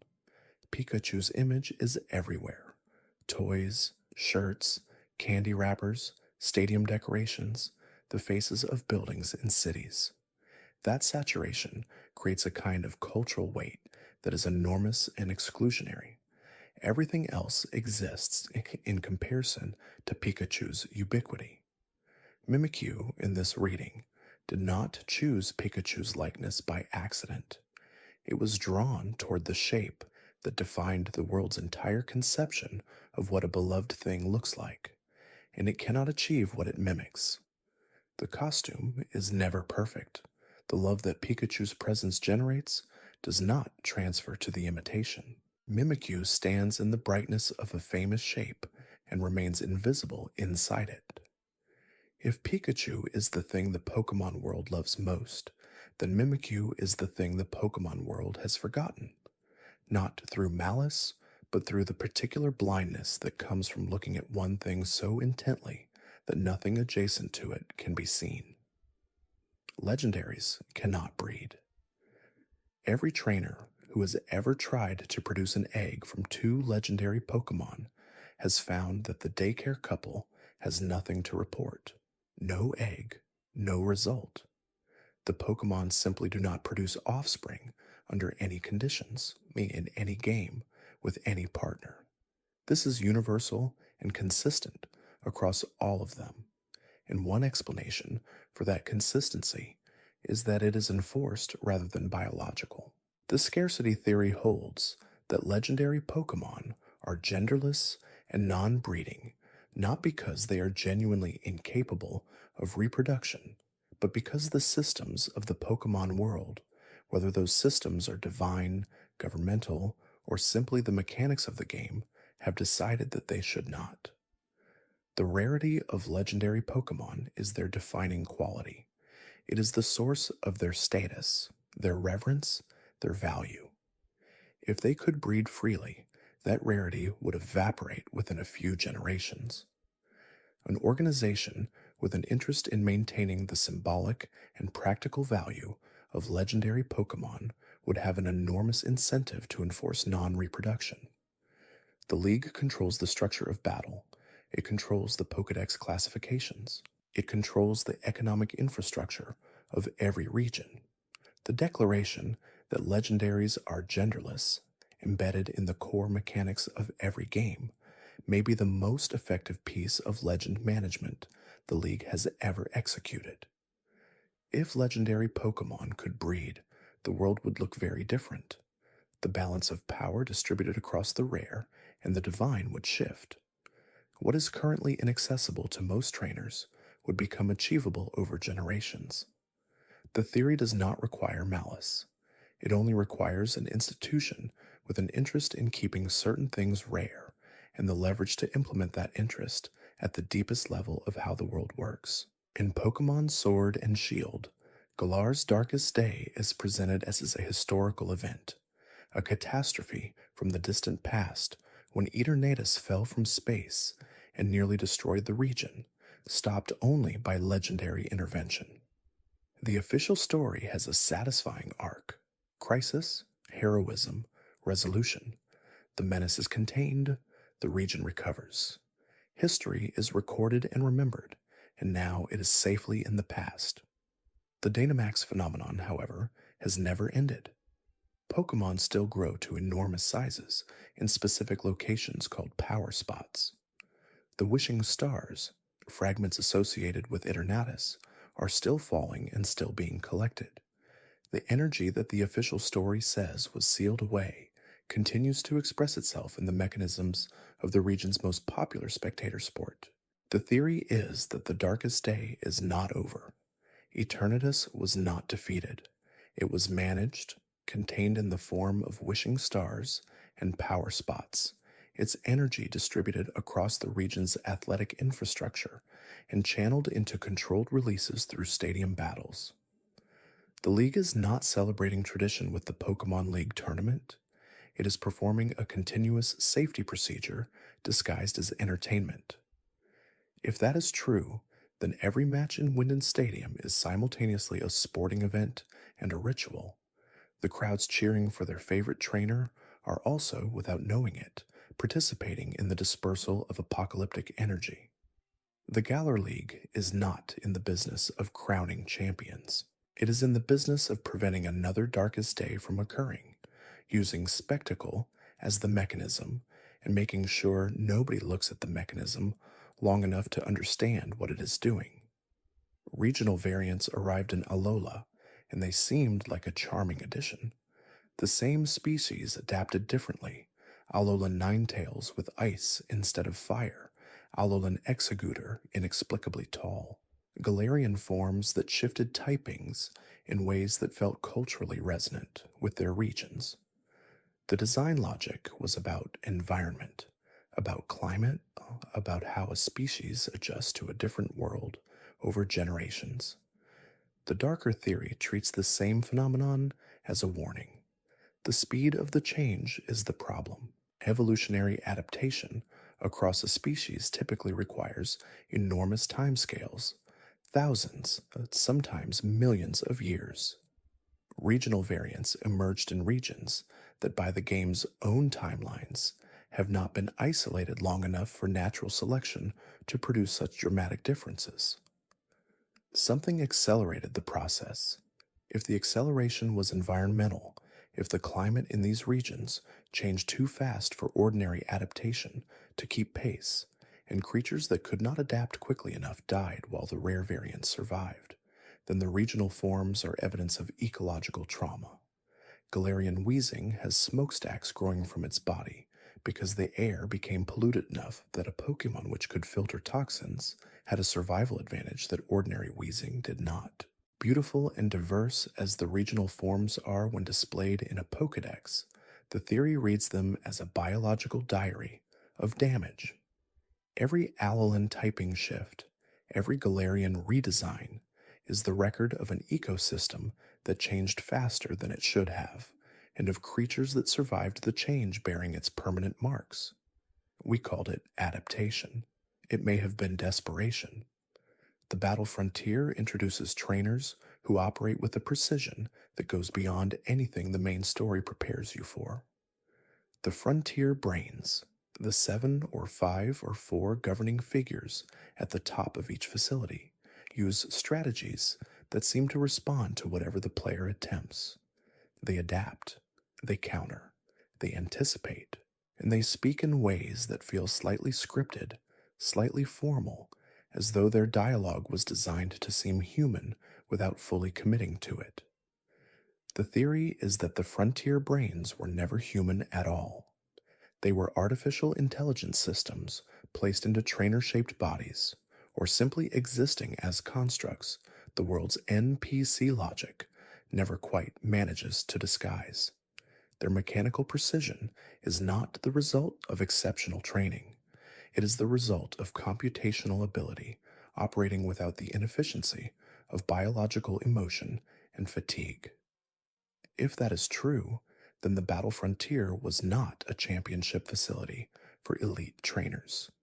It was a testing ground for early AI development. The trainers who visited were providing data, move-by-move battle logs, strategic decision trees, response timing, that fed into a machine learning process aimed at developing a non-human trainer capable of consistently defeating the best that biology could offer.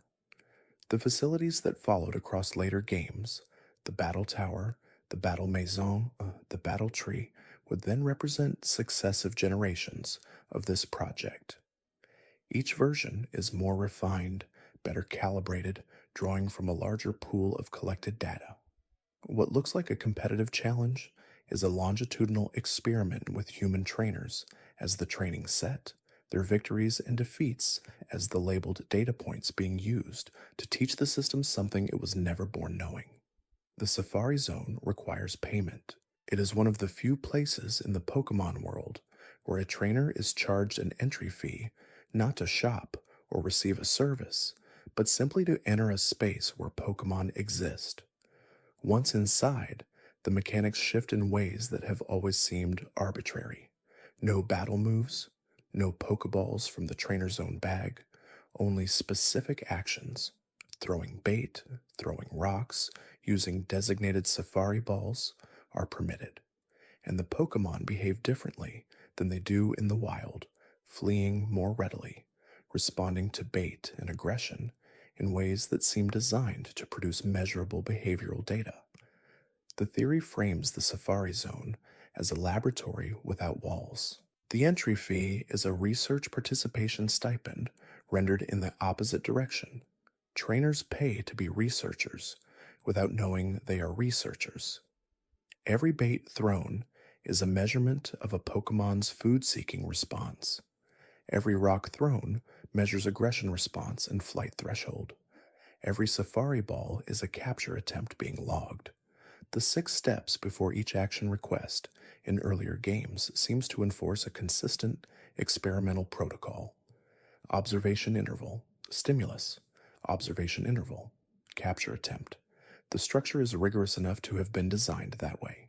And that exit when your safari balls run out, the hard limit that removes you from the enclosure regardless of your wishes, ensures that no trainer spends enough time to realize they are participating in a study rather than playing a game.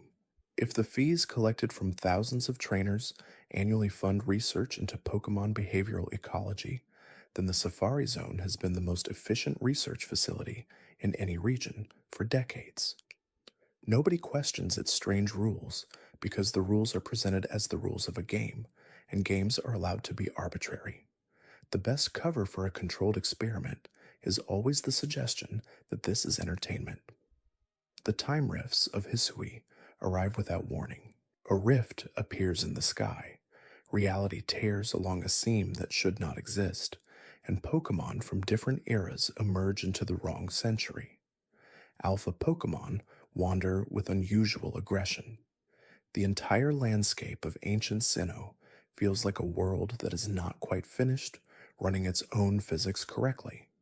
Something about the region is unstable, and the instability has a shape that suggests it was made rather than found. The theory runs through the consistency of what arrives through the rifts. It is not random.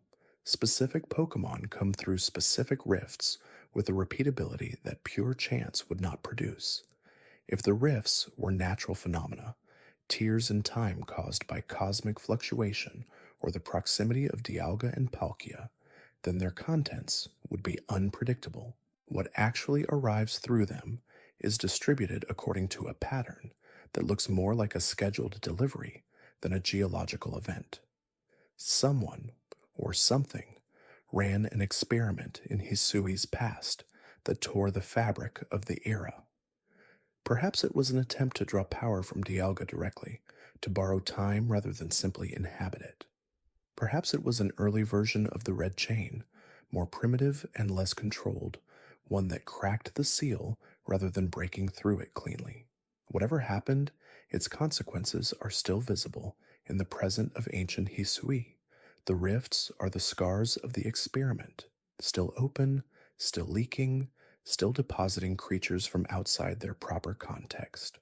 The trainer who walks through Hisui's fields and encounters a Pokemon that should not exist in that era is not witnessing a miracle of nature.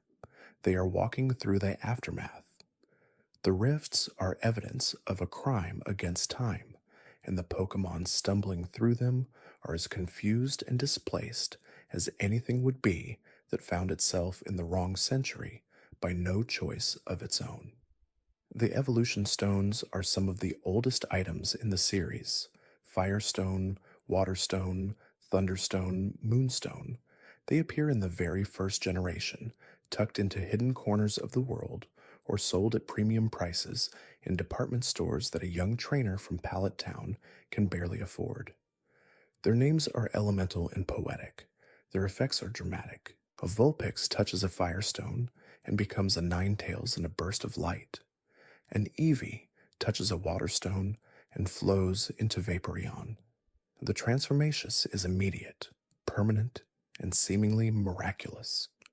The stones glow. Every one of them emits its own light. A warm amber shimmer from the firestone, a cold blue pulse from the waterstone, a crackling yellow from the thunderstone. That glow is consistent, regardless of where the stone is found, regardless of how old it is, or how long it has been sitting in a cave or a shop's display case. Whatever makes it glow does not diminish. It does not require maintenance. It just keeps producing light from within, indefinitely. Natural minerals do not do this. The theory that evolution stones are repackaged radioactive materials is blunt but geometrically consistent with everything the stones actually do. Radiation-induced mutations are real. Rapid, dramatic physical changes in living organisms exposed to certain kinds of energy are documented phenomena. The stones could be the Pokémon world's industrial byproduct, waste material from technology or energy generation that someone at some point discovered had a remarkable secondary effect on Pokémon biology. What makes the theory unsettling rather than simply interesting is the packaging. These materials are sold in cheerful storefronts. They are given as prizes. They are handed to children who then hold them against the bodies of creatures they have formed bonds with, not knowing that the glowing rock they are pressing to their partner's side may be exposing it to something the Pokémon world has chosen not to name directly. The transformation looks like magic, the light looks like wonder, and maybe both of those descriptions are true, but the source of the wonder in this reading is something that most of the world would rather not look at too closely. Legendary Pokémon are treated with reverence. In every region, they occupy the position of gods or demigods, forces of nature given form, beings whose existence has shaped the world around them, and whose power exists at a scale that ordinary Pokémon cannot approach. The champion of Kalos kneels before Xerneas and Yveltal. The people of Ecruteak City have maintained shrines to Ho-Oh for centuries. The mythology of Sinnoh is organized around the acts of Arceus and its creations. These beings are worshipped, they are feared, they are protected, and yet a trainer with enough persistence and the right Pokeball can catch them, all of them, thrown in a cave or at the end of a story mission or surfaced from a dimensional rift. The legendary Pokemon are catchable by any trainer who reaches the right place at the right time. The God of Time can be put in a sphere the size of a tennis ball and carried in the pocket of a 12-year-old. The Elite Four theory reframes what catching legendaries actually means. The Elite Four do not simply exist to test the combat ability of aspiring champions.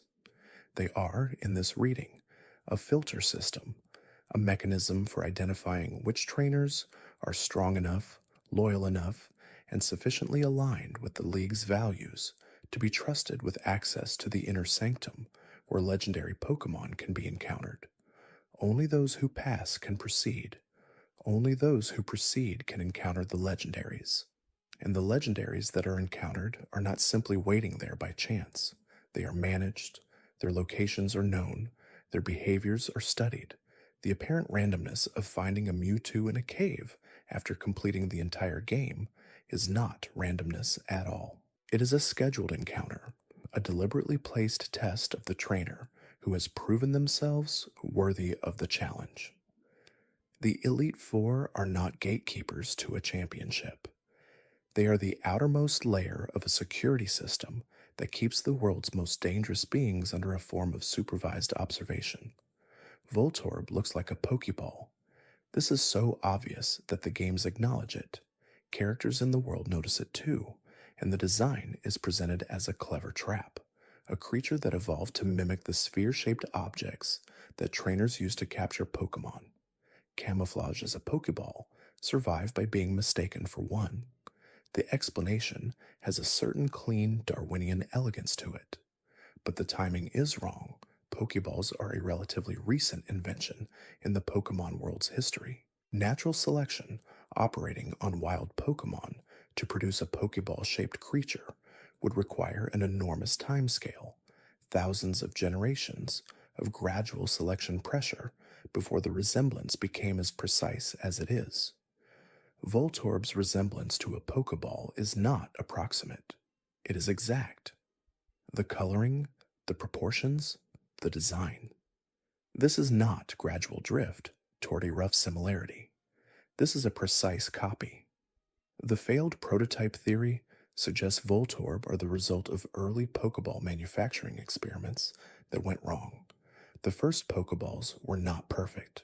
They were unstable devices built to contain enormous amounts of energy in very small spaces, and some of the early designs may have been sufficiently charged or sufficiently flawed that the energy inside them became self-aware. The device that was meant to hold a Pokemon became a Pokemon, a living sphere still carrying the instability of its manufacturing defect, prone to explosion, forever furious about the nature of its own existence. The fact that Voltorb are found in power plants and industrial facilities across Kanto supports this. They are not wild Pokemon that wandered into these locations. They are the ones that were left behind when the facility moved on to working models. Discarded prototypes that became something no one planned for, roaming the places where they were made, unable to leave because this is where they were born. There is something about the way trainers age in the Pokemon world that does not behave like aging in the physical sense. Ash Ketchum remained 10 years old for the entirety of his canonical story, a journey that by any reasonable accounting of the places he visited and the tournaments he participated in would have taken years. Professors who appear in multiple generations are still the same age across decades of in-universe time. Gym leaders who are referenced in both original games and remakes have not aged between the versions. The world moves. The people in it do not. The temporal distortion theory proposes that this is not simply a narrative convenience. It is a feature of the world itself, and it is specifically tied to active participation in Pokemon training. The act of bonding with Pokemon, of traveling the routes, battling, raising, competing, creates a field around the trainer that slows or pauses their biological aging. As long as the journey continues, time behaves differently for the person at its center. This would explain the pattern consistently. Trainers who are actively on journeys do not age. Characters who have retired from active training, who have settled into jobs as professors, as gym leaders who mostly wait for challengers, as parents who have returned to ordinary life, age normally. The distortion is not about the person. It is about the activity. The journey itself is a kind of temporal bubble, and stepping outside it is the moment time catches up. If that is true, then the Pokemon journey is not simply an adventure. It is a prolonged adolescence enforced by the mechanics of the world itself. The League may know this. It may even be part of why the journey is encouraged, why children are sent out at 10 years old with a single Pokemon and a device designed to encourage them to keep going. As long as the children are journeying, they remain children. Permanent, useful, loyal children who will never grow old enough to question the system that keeps them moving. Certain Pokemon will only evolve when traded to another trainer. Haunter becomes Gengar only when it passes through the link cable between two players. Kadabra becomes Alakazam. Machoke becomes Machamp. Graveler becomes Golem. In each case, the most powerful form of the evolutionary line is locked behind the act of trade. You cannot reach it alone, regardless of how much time you spend, regardless of how many battles you win. The evolution requires another person. The hardware theory treats this as a business strategy rather than a design choice with meaning. The Game Boy link cable was a peripheral that Nintendo wanted players to buy. By encoding certain evolutions, evolutions that players would inevitably want because they completed powerful lines, as trade-dependent mechanics, the game created a direct incentive to purchase the cable and connect with other people. The mechanic was not about story or lore, it was about hardware sales, dressed up in the language of friendship and connection. But set the cynical reading aside for a moment and consider the mechanic from within the world. If evolution genuinely requires the energy of connection, if passing through the medium of a bond between two people triggers something in the Pokémon that solo training cannot, then the trade mechanic is describing something profound. Some transformations cannot happen in isolation. Some kinds of growth require the presence of another consciousness, witnessing and participating. Haunter becomes Gengar only when it passes through a moment of genuine exchange, a moment where its trainer chose to let it go to someone else. That choice is what catalyzes the change. In either reading, something interesting is happening. In the cynical reading, Nintendo used the desire for complete power as a lever to sell hardware, and that lever worked on millions of children simultaneously. In the mythological reading, the Pokémon world has encoded a truth about development into its mechanics, that certain final forms are only reached when the thing you love is held lightly enough to pass through your hands. The lonely child who never traded never got the Gengar. The connected one did. Unown follows Suicune across the length of Johto. He appears in multiple towns, always just ahead of or just behind the player, always with the same intensity, always reciting the same poetry of devotion to a creature he has been pursuing for years without success. He is often played for gentle comedy, the eccentric man who has turned a chase into a religion.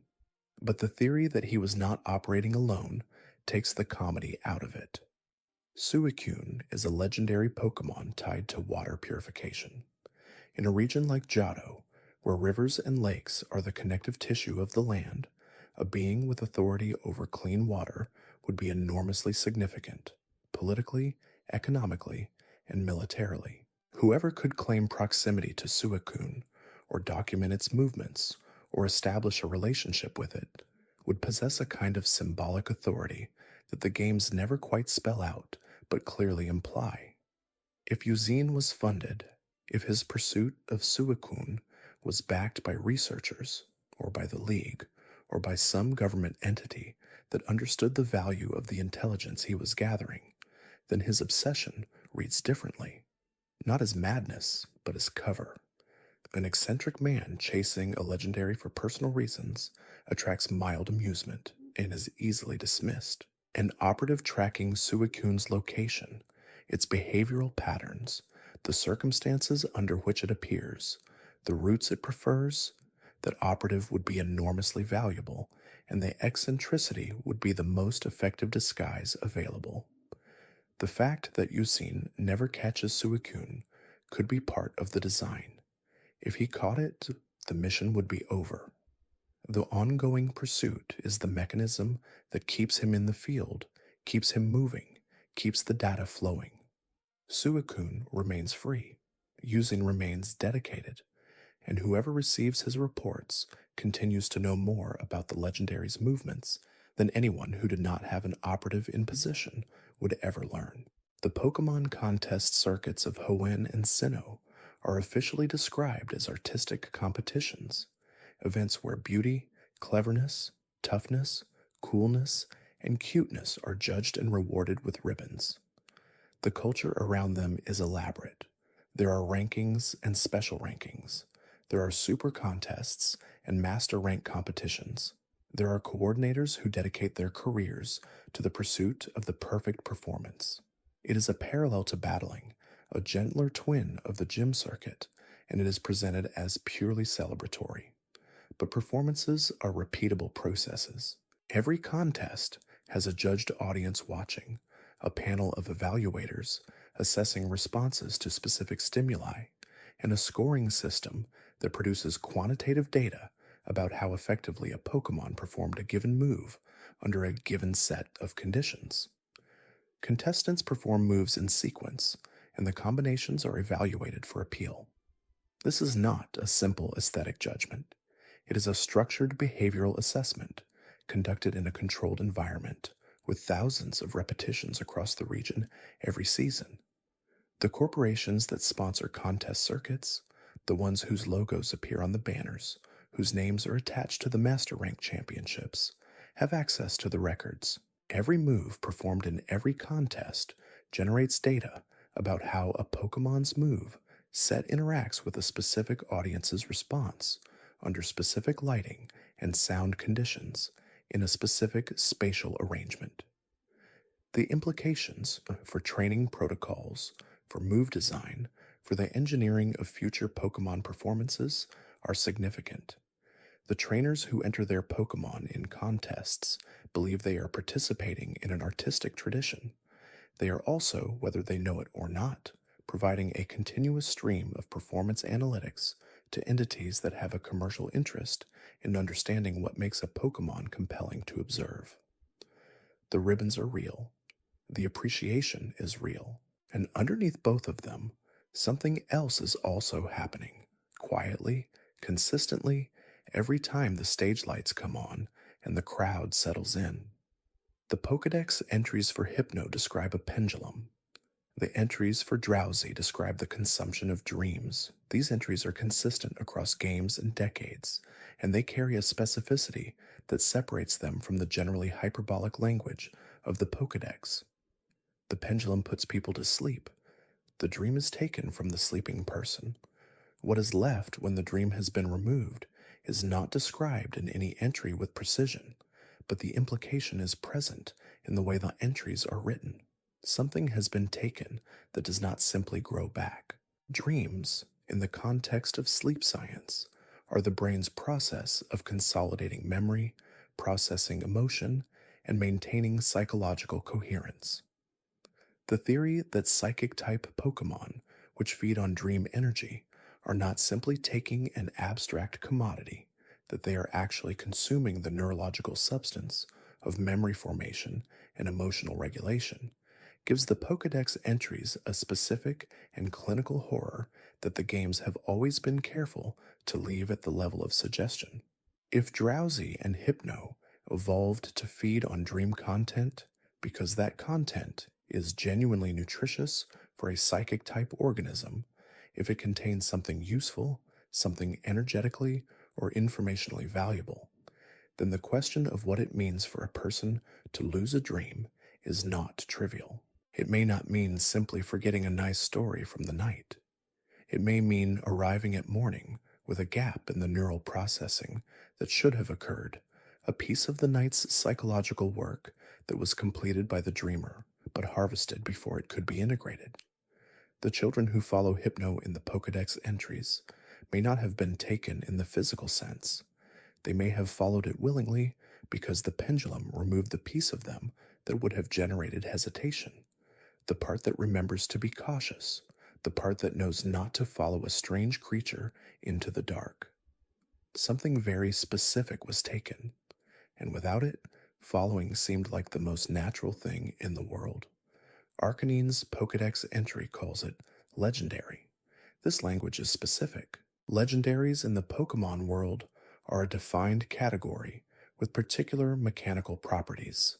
They cannot be bred, they tend toward uniqueness, they carry a cultural weight that ordinary Pokémon do not. Arcanine is none of these things in the mechanical sense. It can be bred. It is found in the wild.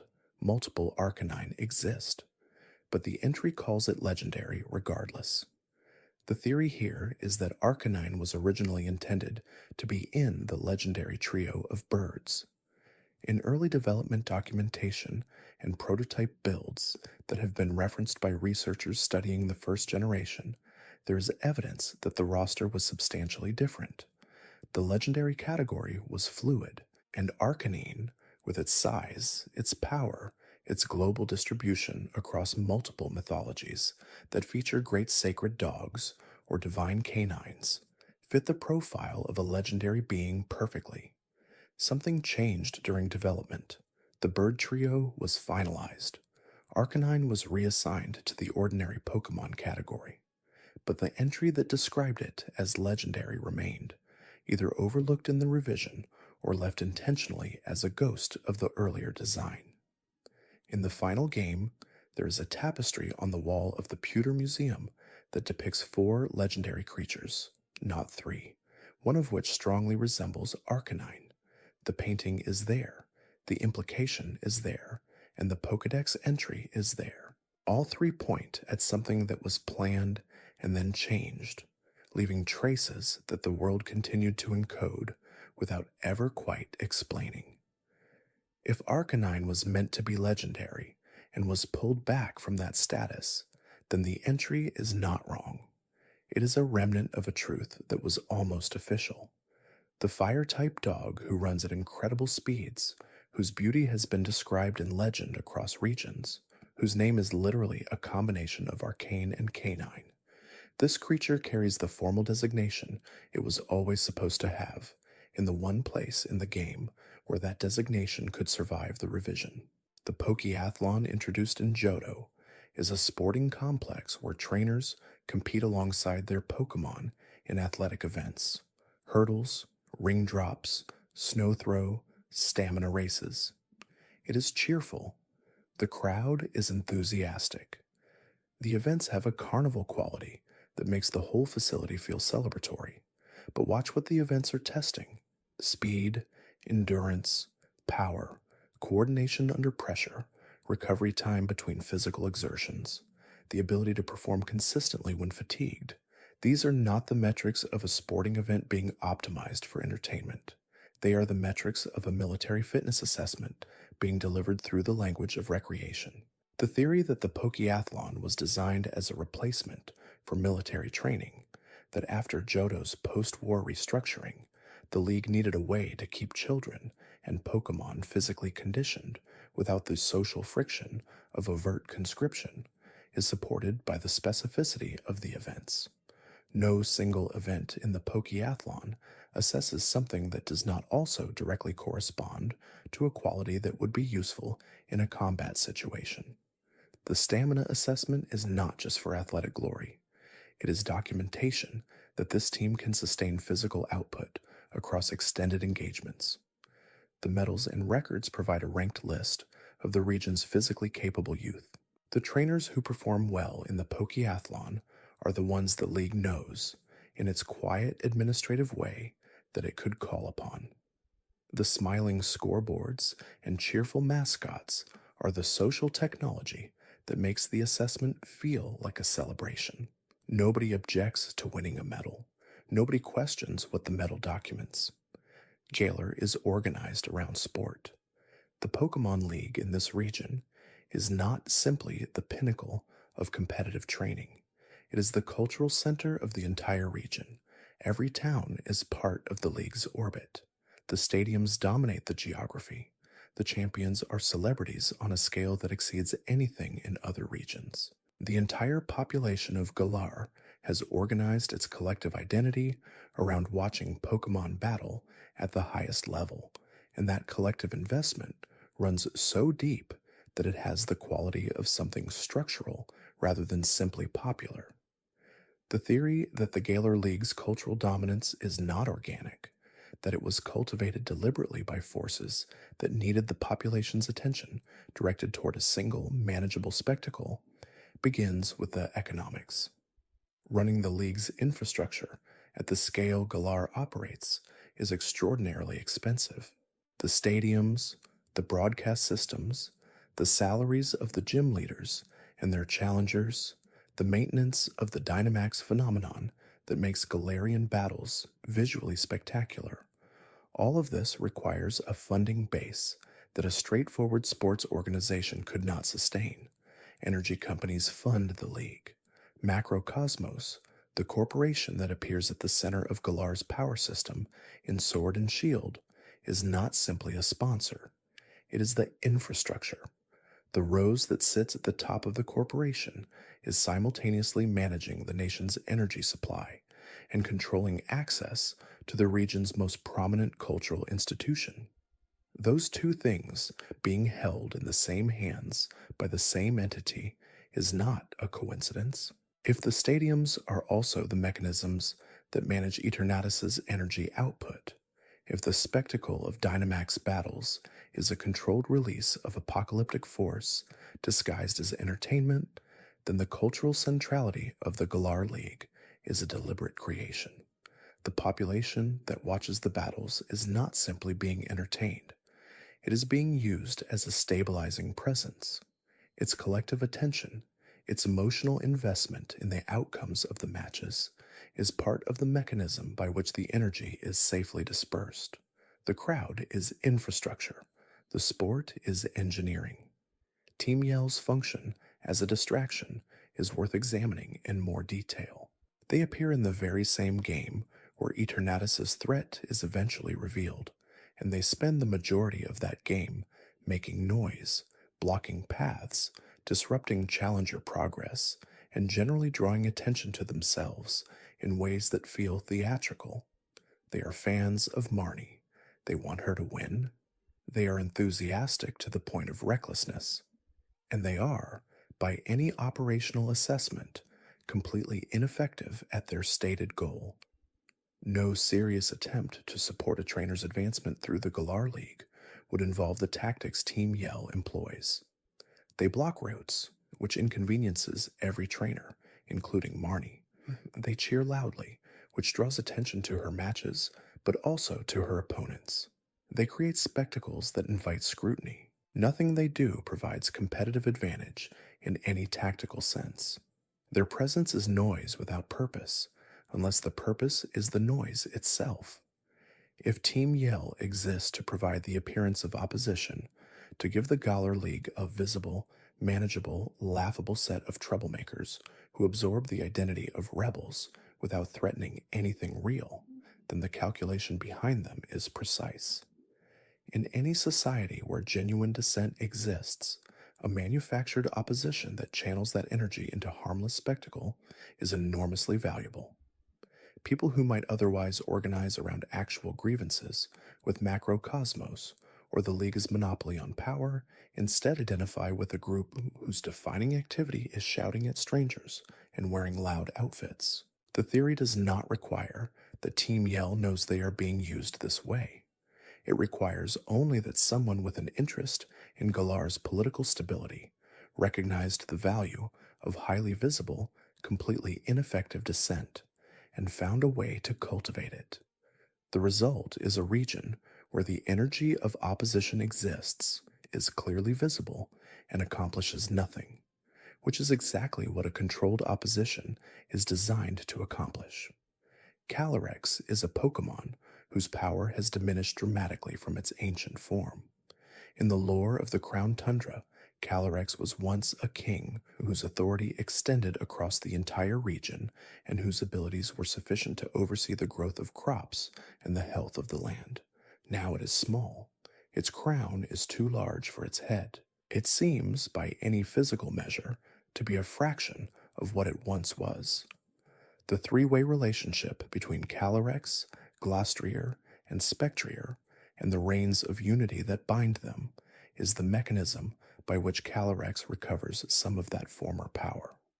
But what the reins of unity actually are at a mechanical level is a binding device. It forces two separate creatures into a merged form. The horse does not choose this. The merger is imposed by the item. The result is a combined entity that is more powerful than either constituent, but the combination is not organic. If this is an experiment, if the reins of unity are not a cultural artifact of Calyrex's ancient kingdom, but a designed object created by someone who understood how to force Pokémon fusion for the purpose of power extraction, then the mythology around Calyrex is a wrapper placed over something more clinical. The king and his steed are not reunited by legend, they are bound by technology. And the distinction matters, because technology can be replicated. The Crown Tundra's isolation, its ancient ruins, its cryptic legends, all create an environment where unusual research could proceed without scrutiny from the mainland. What appears to be an archaeological expedition into the region's mythology may also be an investigation of fusion mechanics that someone has been trying to understand for a very long time. Calyrex is not simply a diminished king waiting to be restored. It may be the surviving subject of experiments in biological merger that produced results the researchers were not entirely prepared for. The Magikarp is famously useless. It splashes, it thrashes. It is the subject of patient jokes across every generation of the series. But at level 20, after an almost comically extended period of barely functioning existence, it becomes Gyarados, one of the most physically imposing Pokémon in the game, capable of weather manipulation, able to terrify any opponent in a battle environment. The gap between what Magikarp is and what Gyarados is represents one of the largest single evolutionary jumps in the series, not just in design but in capacity. The transformation is so extreme that it raises a genuine biological question. Where does Gyarados come from? The body plan is entirely different. Magikarp is a small carp-shaped fish. Gyarados is a massive serpentine creature with a completely different skeletal structure, a completely different digestive and circulatory system, entirely different physical capabilities. This is not gradual development. It is a wholesale reconstruction of everything the creature is. The theory that the transformation is not biological evolution, but activation, that Gyarados is always present within Magikarp in a dormant, compressed form, and that level 20 represents the threshold at which whatever suppresses that form can no longer hold, has a dark corollary. If something suppresses the Gyarados form within every Magikarp, then that suppression is either natural or induced. Natural suppression across an entire species would represent an extraordinary evolutionary investment, energy spent continuously to maintain dormancy. Induced suppression would require an external mechanism, something in the water, something in the environment, something introduced deliberately. The red Gyarados at the Lake of Rage emerged when Team Rocket broadcast radio waves designed to force evolution. The experiment produced a shiny Gyarados because the radio waves triggered the transformation incorrectly without the proper developmental sequence. But the experiment worked. Forced evolution produced Gyarados. If Team Rocket could trigger the transformation artificially, they must have understood its mechanism. And understanding the mechanism of suppression well enough to trigger its release implies that someone at some point understood how it was imposed. Wailord is the longest Pokémon by species measurement in the games, and one of the heaviest in absolute terms, but also one of the lightest relative to its size. The Pokédex entries across multiple generations have noted that Wailord's density is extraordinarily low. The creature is roughly the size of a whale, and yet weighs significantly less than actual cetaceans of comparable scale. Some entries suggest it could float in air under the right atmospheric conditions. The numbers, taken literally, produce a creature that does not behave according to the physical properties of matter as we understand them. One reading treats this as casual numerical inflation of the kind that appears throughout the Pokédex. The entries are not rigorous science. They are simplified descriptions aimed at young players, and some exaggeration is expected. Another reading treats the physical impossibility as a design feature, something deliberately placed in the entries to signal that the Pokémon world does not entirely obey the physics of the real one. But a third reading uses Wailord as evidence for the digital substrate theory of the Pokémon world.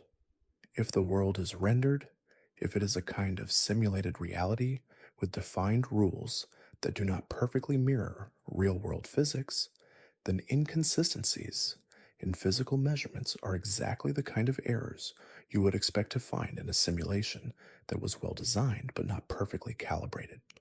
Wailord's impossibly low density is a rendering error. a value that was entered into the species database without sufficient checking against the physical constraints of the simulated environment. The creature exists in the world correctly, appears correctly, functions correctly in all relevant respects. But the underlying number that defines its mass is wrong, and no one ever ran the check that would have caught it. A world that has rendering errors in its physical constants is a world that is being maintained rather than simply existing. Someone wrote those constants. Someone can, in principle, change them. The question of who has access to the world's underlying values and what they have done with that access runs through the entirety of the conspiracy theories that surround these games. Waylord is simply the most legible example, the place where the number is so obviously off that even a 10-year-old with a calculator can notice it. Slowpoke is perpetually calm. This is its defining quality, a placidity so total that the games use it for comedy, depicting a creature that takes seconds to react to pain, that sits on riverbanks fishing with its tail for no apparent reason, that responds to everything at precisely the same unhurried pace regardless of urgency. The Pokédex suggests this is related to the circulation of psychic energy through its body. The slow cycle of that energy produces the characteristic slowness. But Slowpoke is also very, very easy to take advantage of. In Johto, Team Rocket developed an entire commercial operation based on harvesting Slowpoke tails. This is described with appropriate horror in the games. Rangers report it, the player is sent to stop it, but the operation itself was clearly profitable enough to sustain. The tails, when removed, have a market value. They are described as delicious. The enterprise was viable. The theory is not about the tail trade itself, horrific as that is, but about what it reveals regarding the status of Slowpoke in the Pokémon world's social and ethical framework. The tail trade was a crime that required the player's intervention to stop, which means it was not already being stopped by the systems that should have prevented it. The slow response of local authorities, who had apparently been aware of the situation long enough for Team Rocket to establish a full operation before anyone intervened, suggests that the official structures did not prioritize this crime in proportion to its scale. Why would an organization with the resources and legitimacy to enforce Pokémon protection laws deprioritize a documented cruelty operation? One possibility is that the officials also had a relationship with the market for Slowpoke tails. Another is that Team Rocket had influence over those officials. A third is that Slowpoke's apparently low capacity for distress, its inability to immediately signal pain in ways that would be recognizable as distress, made the harm less visible and therefore less urgent to the systems designed to respond to visible harm. The crime did not look like a crime from the right distance. There are no schools in the Pokémon world, not in the conventional sense. No institutions where children sit in rows and receive instruction from teachers across multiple subjects across multiple years before being permitted to proceed with their lives. There are small schoolhouses in a few regions that appear briefly. There are moments when an NPC mentions education. There is the occasional academy that features in a newer game as a plot location. But the institution that defines childhood in most of the world, the compulsory school, is largely absent from the Pokémon world's infrastructure. In its place is the journey. At approximately 10 years old, a child receives a starter Pokémon and a Pokédex and is sent out to travel the region, battle other trainers, collect badges, and work toward the championship. This is framed as freedom, the ultimate childhood adventure, the beginning of independence.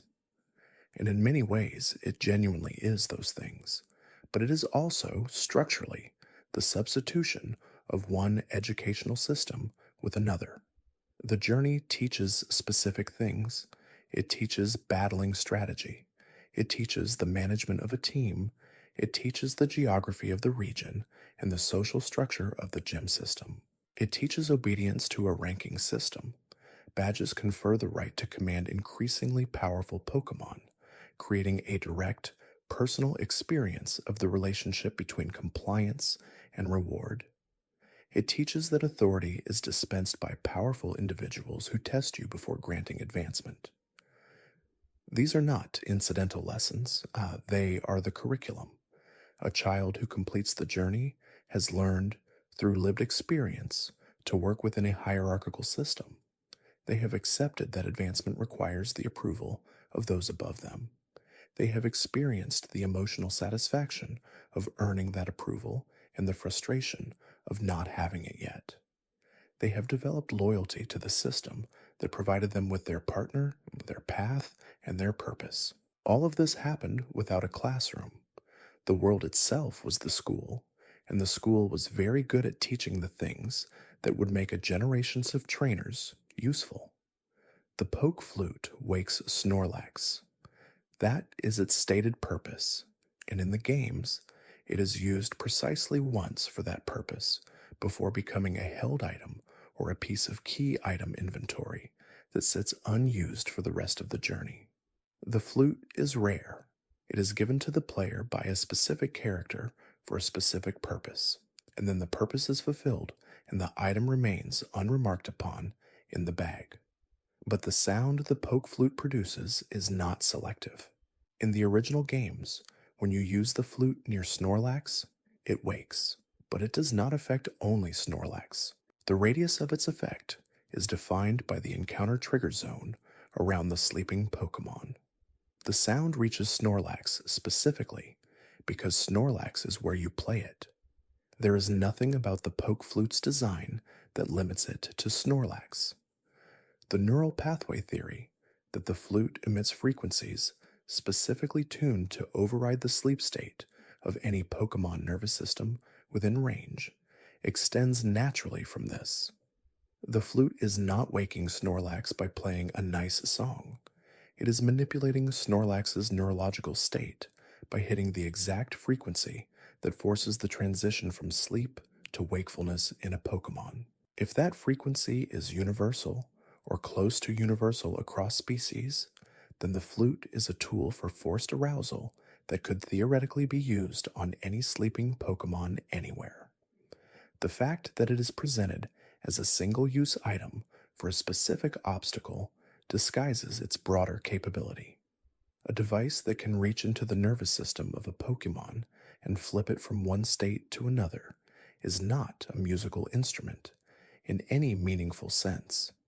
It is medical technology operating through acoustic mechanisms. Whoever designed it understood what frequency they were hitting and why it worked.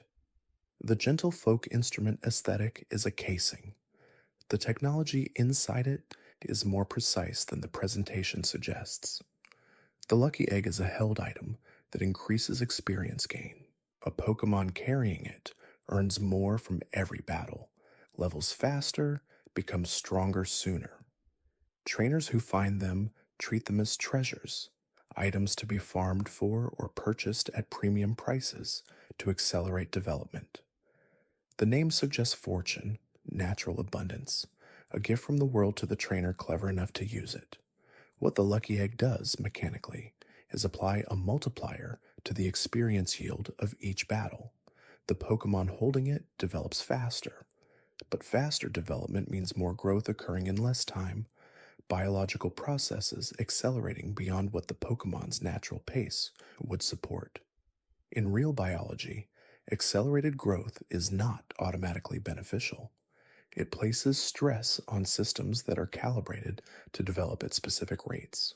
The bones, the muscles, the neural connections that form during development, all of these have timelines, and compressing those timelines has costs. The hidden cost theory holds that the lucky egg produces rapid development at the expense of something the games do not track, longevity perhaps. The resilience that comes from growing slowly through experience rather than through compressed intensity. The difference between a Pokémon that fought its way through every level and one that was leveled up with a lucky egg might not be visible in the stat screen, but could be present in something less quantifiable, in the texture of the bond, in the depth of the creature's experience, in the things it learned that cannot be captured by a number. Whether this represents a genuine cost in the Pokemon world or simply a poetic concern about acceleration is something the games deliberately leave unresolved. But the Lucky Egg's name, emphasizing fortune, randomness, the unearned gift, may itself be a small signal. The most efficient tools are often the ones whose costs are hardest to see. Mr. Fuji cares for orphaned Pokemon in Lavender Town. He lives quietly near the tower, tends to the creatures left without homes, and appears in the early portion of the Kanto story as a gentle background figure. The kind elderly man who needs rescuing, whose presence establishes the town's softness against the ghost-filled building that dominates it. He is easy to accept at face value. He reads as uncomplicated. The records, however, are not quite clean. Fuji knows too much. His comfort with the Pokemon Tower, his familiarity with the spiritual dimension of what happens there, his apparent understanding of what Cubone lost and why Marowak's ghost wanders those floors. These are not the incidental insights of a kind old man who happens to live nearby. They are the knowledge of someone with specific context, someone who understands the intersection of human experimentation and Pokemon suffering from the inside. If Fuji was once Dr. Fuji, the researcher whose work on Mew cloning led to the Mewtwo project, and whose personal tragedy is encoded in the game's most emotionally complex location, then his presence in Lavender Town is not simple goodness. It is atonement. He knows what the research produced. He knows what the experiments cost. He has chosen to spend the years after that knowledge caring for the Pokemon that human ambition left behind, because caring for them is the only available response to what he participated in. The tower is his penance and his purpose. Every Pokemon he takes in is a small repayment against a debt that cannot be fully settled. And the fact that he never discusses it, that he presents as simply a kind old man with no history, is not modesty. It is the particular silence of someone who knows that the history, if examined fully, would not be survivable to speak aloud. The Sil Scope is given to the player by a Sylph company. Executive after Team Rocket's invasion of the building is repelled. The device allows the player to identify the ghosts in Lavender Tower, resolving what had been opaque, glitching sprites into recognizable Pokemon forms. The narrative purpose is clear. The player needs to identify Marowak's ghost to progress the story. The Sylph Scope provides the means. The device is framed as a gift for services rendered. But consider what the Sylph Scope actually does. It does not summon the ghosts or change what exists in the tower. The ghosts are already there. They were always there. The Sylph Scope simply makes them visible, renders them in a form that the player's system can recognize as a specific species rather than a generic corrupted mass. The device is not creating anything. It is decoding something. If the ghosts in Lavender Tower are corrupted data, fragmented records of Pokemon who died and whose existence became embedded in the environment as unstable information clusters, then the Sylph Scope is a software tool, a decoding application. It takes scrambled data and applies a translation layer that renders the data in a legible form. What looks like a supernatural device that lets you see spirits is, in this reading, a compression decoder, technology for reading files that have been corrupted beyond ordinary recognition. The implications for the Pokemon world are significant. If the tower's ghosts are data, then Pokemon death produces data artifacts. The residue of a Pokemon's existence, when the organism that contained it stops functioning, does not simply disappear. It fragments and persists as unstable environmental information. The Sylph Scope then is the proof that someone at Sylph Company understood this, understood that death in the Pokemon world produces readable remnants, and built a tool to read them. The question is what they intended to do with that reading technology, beyond handing one unit to a 10-year-old as thanks for taking down a crime organization. Castform is a small cloud-shaped Pokémon that shifts between forms depending on weather conditions. Sunny form in harsh sunlight, rainy form in rain, snowy form in hail, normal form in ordinary conditions. Each form looks meaningfully different, not just a recolor, but a substantial visual shift that reflects the weather's character. The design is clever, and in the context of Hoenn's dramatic weather mechanics, it feels thematically appropriate. But Castform was created by the Weather Institute. This is stated in the games without much elaboration. A research institute that studies atmospheric phenomena created a Pokémon that responds to atmospheric phenomena. The research application is obvious in retrospect. If you want to study how weather affects living biological systems, you design a living biological system whose every physical response to weather is visible and measurable. Castform is a walking weather sensor with a biological interface. The extension of this theory involves what the Weather Institute was actually doing with weather research. Hoenn has legendary Pokémon, Kyogre and Groudon, whose ancient conflict produced the world's current arrangement of ocean and land, and whose awakening in the games is capable of producing catastrophic climate effects.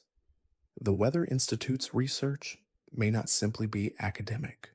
It may be applied, an attempt to understand the mechanisms of weather manipulation well enough to intervene in, or possibly to reproduce, the effects that legendary Pokémon are capable of producing. Castform is the proof of concept. A creature that responds to weather at a granular, measurable level provides data about how atmospheric conditions affect biological organisms. That data, fed back into climate research, produces knowledge about how to engineer those conditions.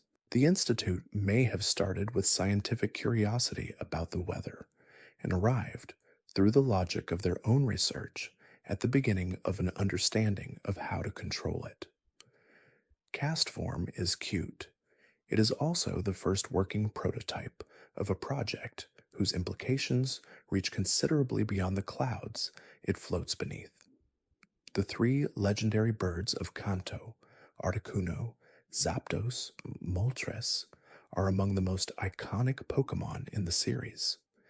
They appear on mountains and in caverns and on isolated islands at the ends of challenging routes, serving as the ultimate reward for trainers who have pushed far enough into the world's difficult spaces. They are majestic, they are powerful. They represent the elemental forces of ice, lightning, and fire in forms that are immediately, classically beautiful. For decades, they have been exactly what they appear to be, but their behavioral precision has always been quietly notable. They appear in very specific locations. They produce specific weather effects in their immediate vicinity. They do not simply wander. Their locations are defined, and their presence in those locations is consistent. Zapdos lives in the power plant. Moltres appears on Victory Road, or in Mount Ember, or in other locations that seem to place it close to human civilization rather than in the deep wilderness. These are not the habits of fully wild creatures responding to natural territory. These are the habits of creatures that have been placed. The drone theory suggests the birds are not living Pokémon in the conventional sense, but biomechanical constructs, creatures engineered from fossil DNA and augmented with technology that allows them to perform as atmospheric regulators. Articuno manages ice and cold across mountainous terrain, preventing dangerous glacial shifts. Zapdos regulates electrical discharge in high-risk areas, preventing the kind of uncontrolled lightning buildup that ancient records suggest caused devastation before these birds existed. Moltres governs volcanic and thermal activity, appearing near volcanic sites to manage what would otherwise be uncontrolled heat. Their placement in specific locations is not territorial, it is operational. Each one is stationed where it is needed, doing what it was designed to do under the cover of being legendary wild Pokémon that happen to choose those locations. If their legendary status is a narrative, a story that keeps trainers from interfering with their actual function, then catching one is less a trophy of adventure and more a removal of critical infrastructure from its operating position. The Pokéradar, introduced in Sinnoh and available in other forms across several regions, is a device that extends a trainer's ability to encounter specific Pokémon in the grass. By chaining consecutive encounters of the same species, finding and defeating or catching one, then immediately finding and engaging another in the shaking patch of grass it identifies, a trainer can raise the odds of finding a shiny variant to levels far above baseline probability. The sequence has a precision that pure randomness does not produce. Each step in the chain is not independent. The probability of the next step is conditioned by the outcome of the previous one. The longer the chain, the higher the shiny rate climbs. This is not how random number generation in closed systems typically works. True randomness would not exhibit this kind of memory, this record of previous outcomes that influences future probabilities. The Pokéradar is interacting with something that the world is doing, not simply reporting what the world happened to produce. The theory that the Pokéradar is not measuring the world, but influencing it, that by using it consistently and precisely a trainer is not discovering shinies that would have been there anyway, but is instead nudging the local probability distribution towards specific outcomes, arrives at a conclusion with significant implications. If a handheld device can bend the random number generation of the world toward preferred outcomes through consistent, methodical use, then the world's randomness is not fundamental. It is a default setting that can be overridden with sufficient precision. That is a terrifying property for a world to have. It means that every event that appears random, every wild encounter, every critical hit, every weather change, every item found in a Pokeball left on the floor, is not truly beyond influence. It is simply default. The exception condition exists, and the Pokéradar found it. The question is, what else in the world is susceptible to this kind of methodical nudging, and whether anyone has been using tools more powerful than a Pokéradar to do it. The Fairy type arrived in Generation 6, and its arrival restructured something that had felt permanent. Dragon types had occupied the position of definitive power for years, immune to most things, resistant to most others, carrying a combination of offensive capability and defensive durability that made them the centerpiece of competitive strategy across most serious teams. And then Fairy type appeared, immune to Dragon entirely, capable of doing super effective damage, where Dragon had never worried about taking any, and the landscape changed completely. The official explanation is design intent, a balancing decision made to prevent Dragon from remaining dominant indefinitely. But the theory treats this rebalancing not as a design choice, but as an in-universe event, and asks why it happened when it did. Kalos, the region where Fairy type was introduced, is also the region with the most Dragon-type gym leader history, the region where Mega Evolution emerged, and the region with the deepest relationship to the ancient use of Pokémon as weapons. Introducing a type that specifically counters the most powerful type in the world, in the region with the most fraught history of power exploitation, may not be coincidental. If the League has the authority to classify types, to decide which creatures fall into which category, and to add new categories when the existing taxonomy no longer serves its interests, then the introduction of Fairy type is a political act. It is the League saying, the category we have allowed to be dominant is no longer allowed to be dominant. The creatures that held that position find their position legislated away. The Dragon trainers of Kalos, who had built identities and strategies and power bases around the assumption that their type was the apex, found that assumption revoked by institutional decree. The question of what changed, what made the League decide that dragon dominance was no longer acceptable at exactly this moment, may connect to the rest of what happened in Kalos, the ultimate weapon, Mega Evolution, the reemergence of AZs.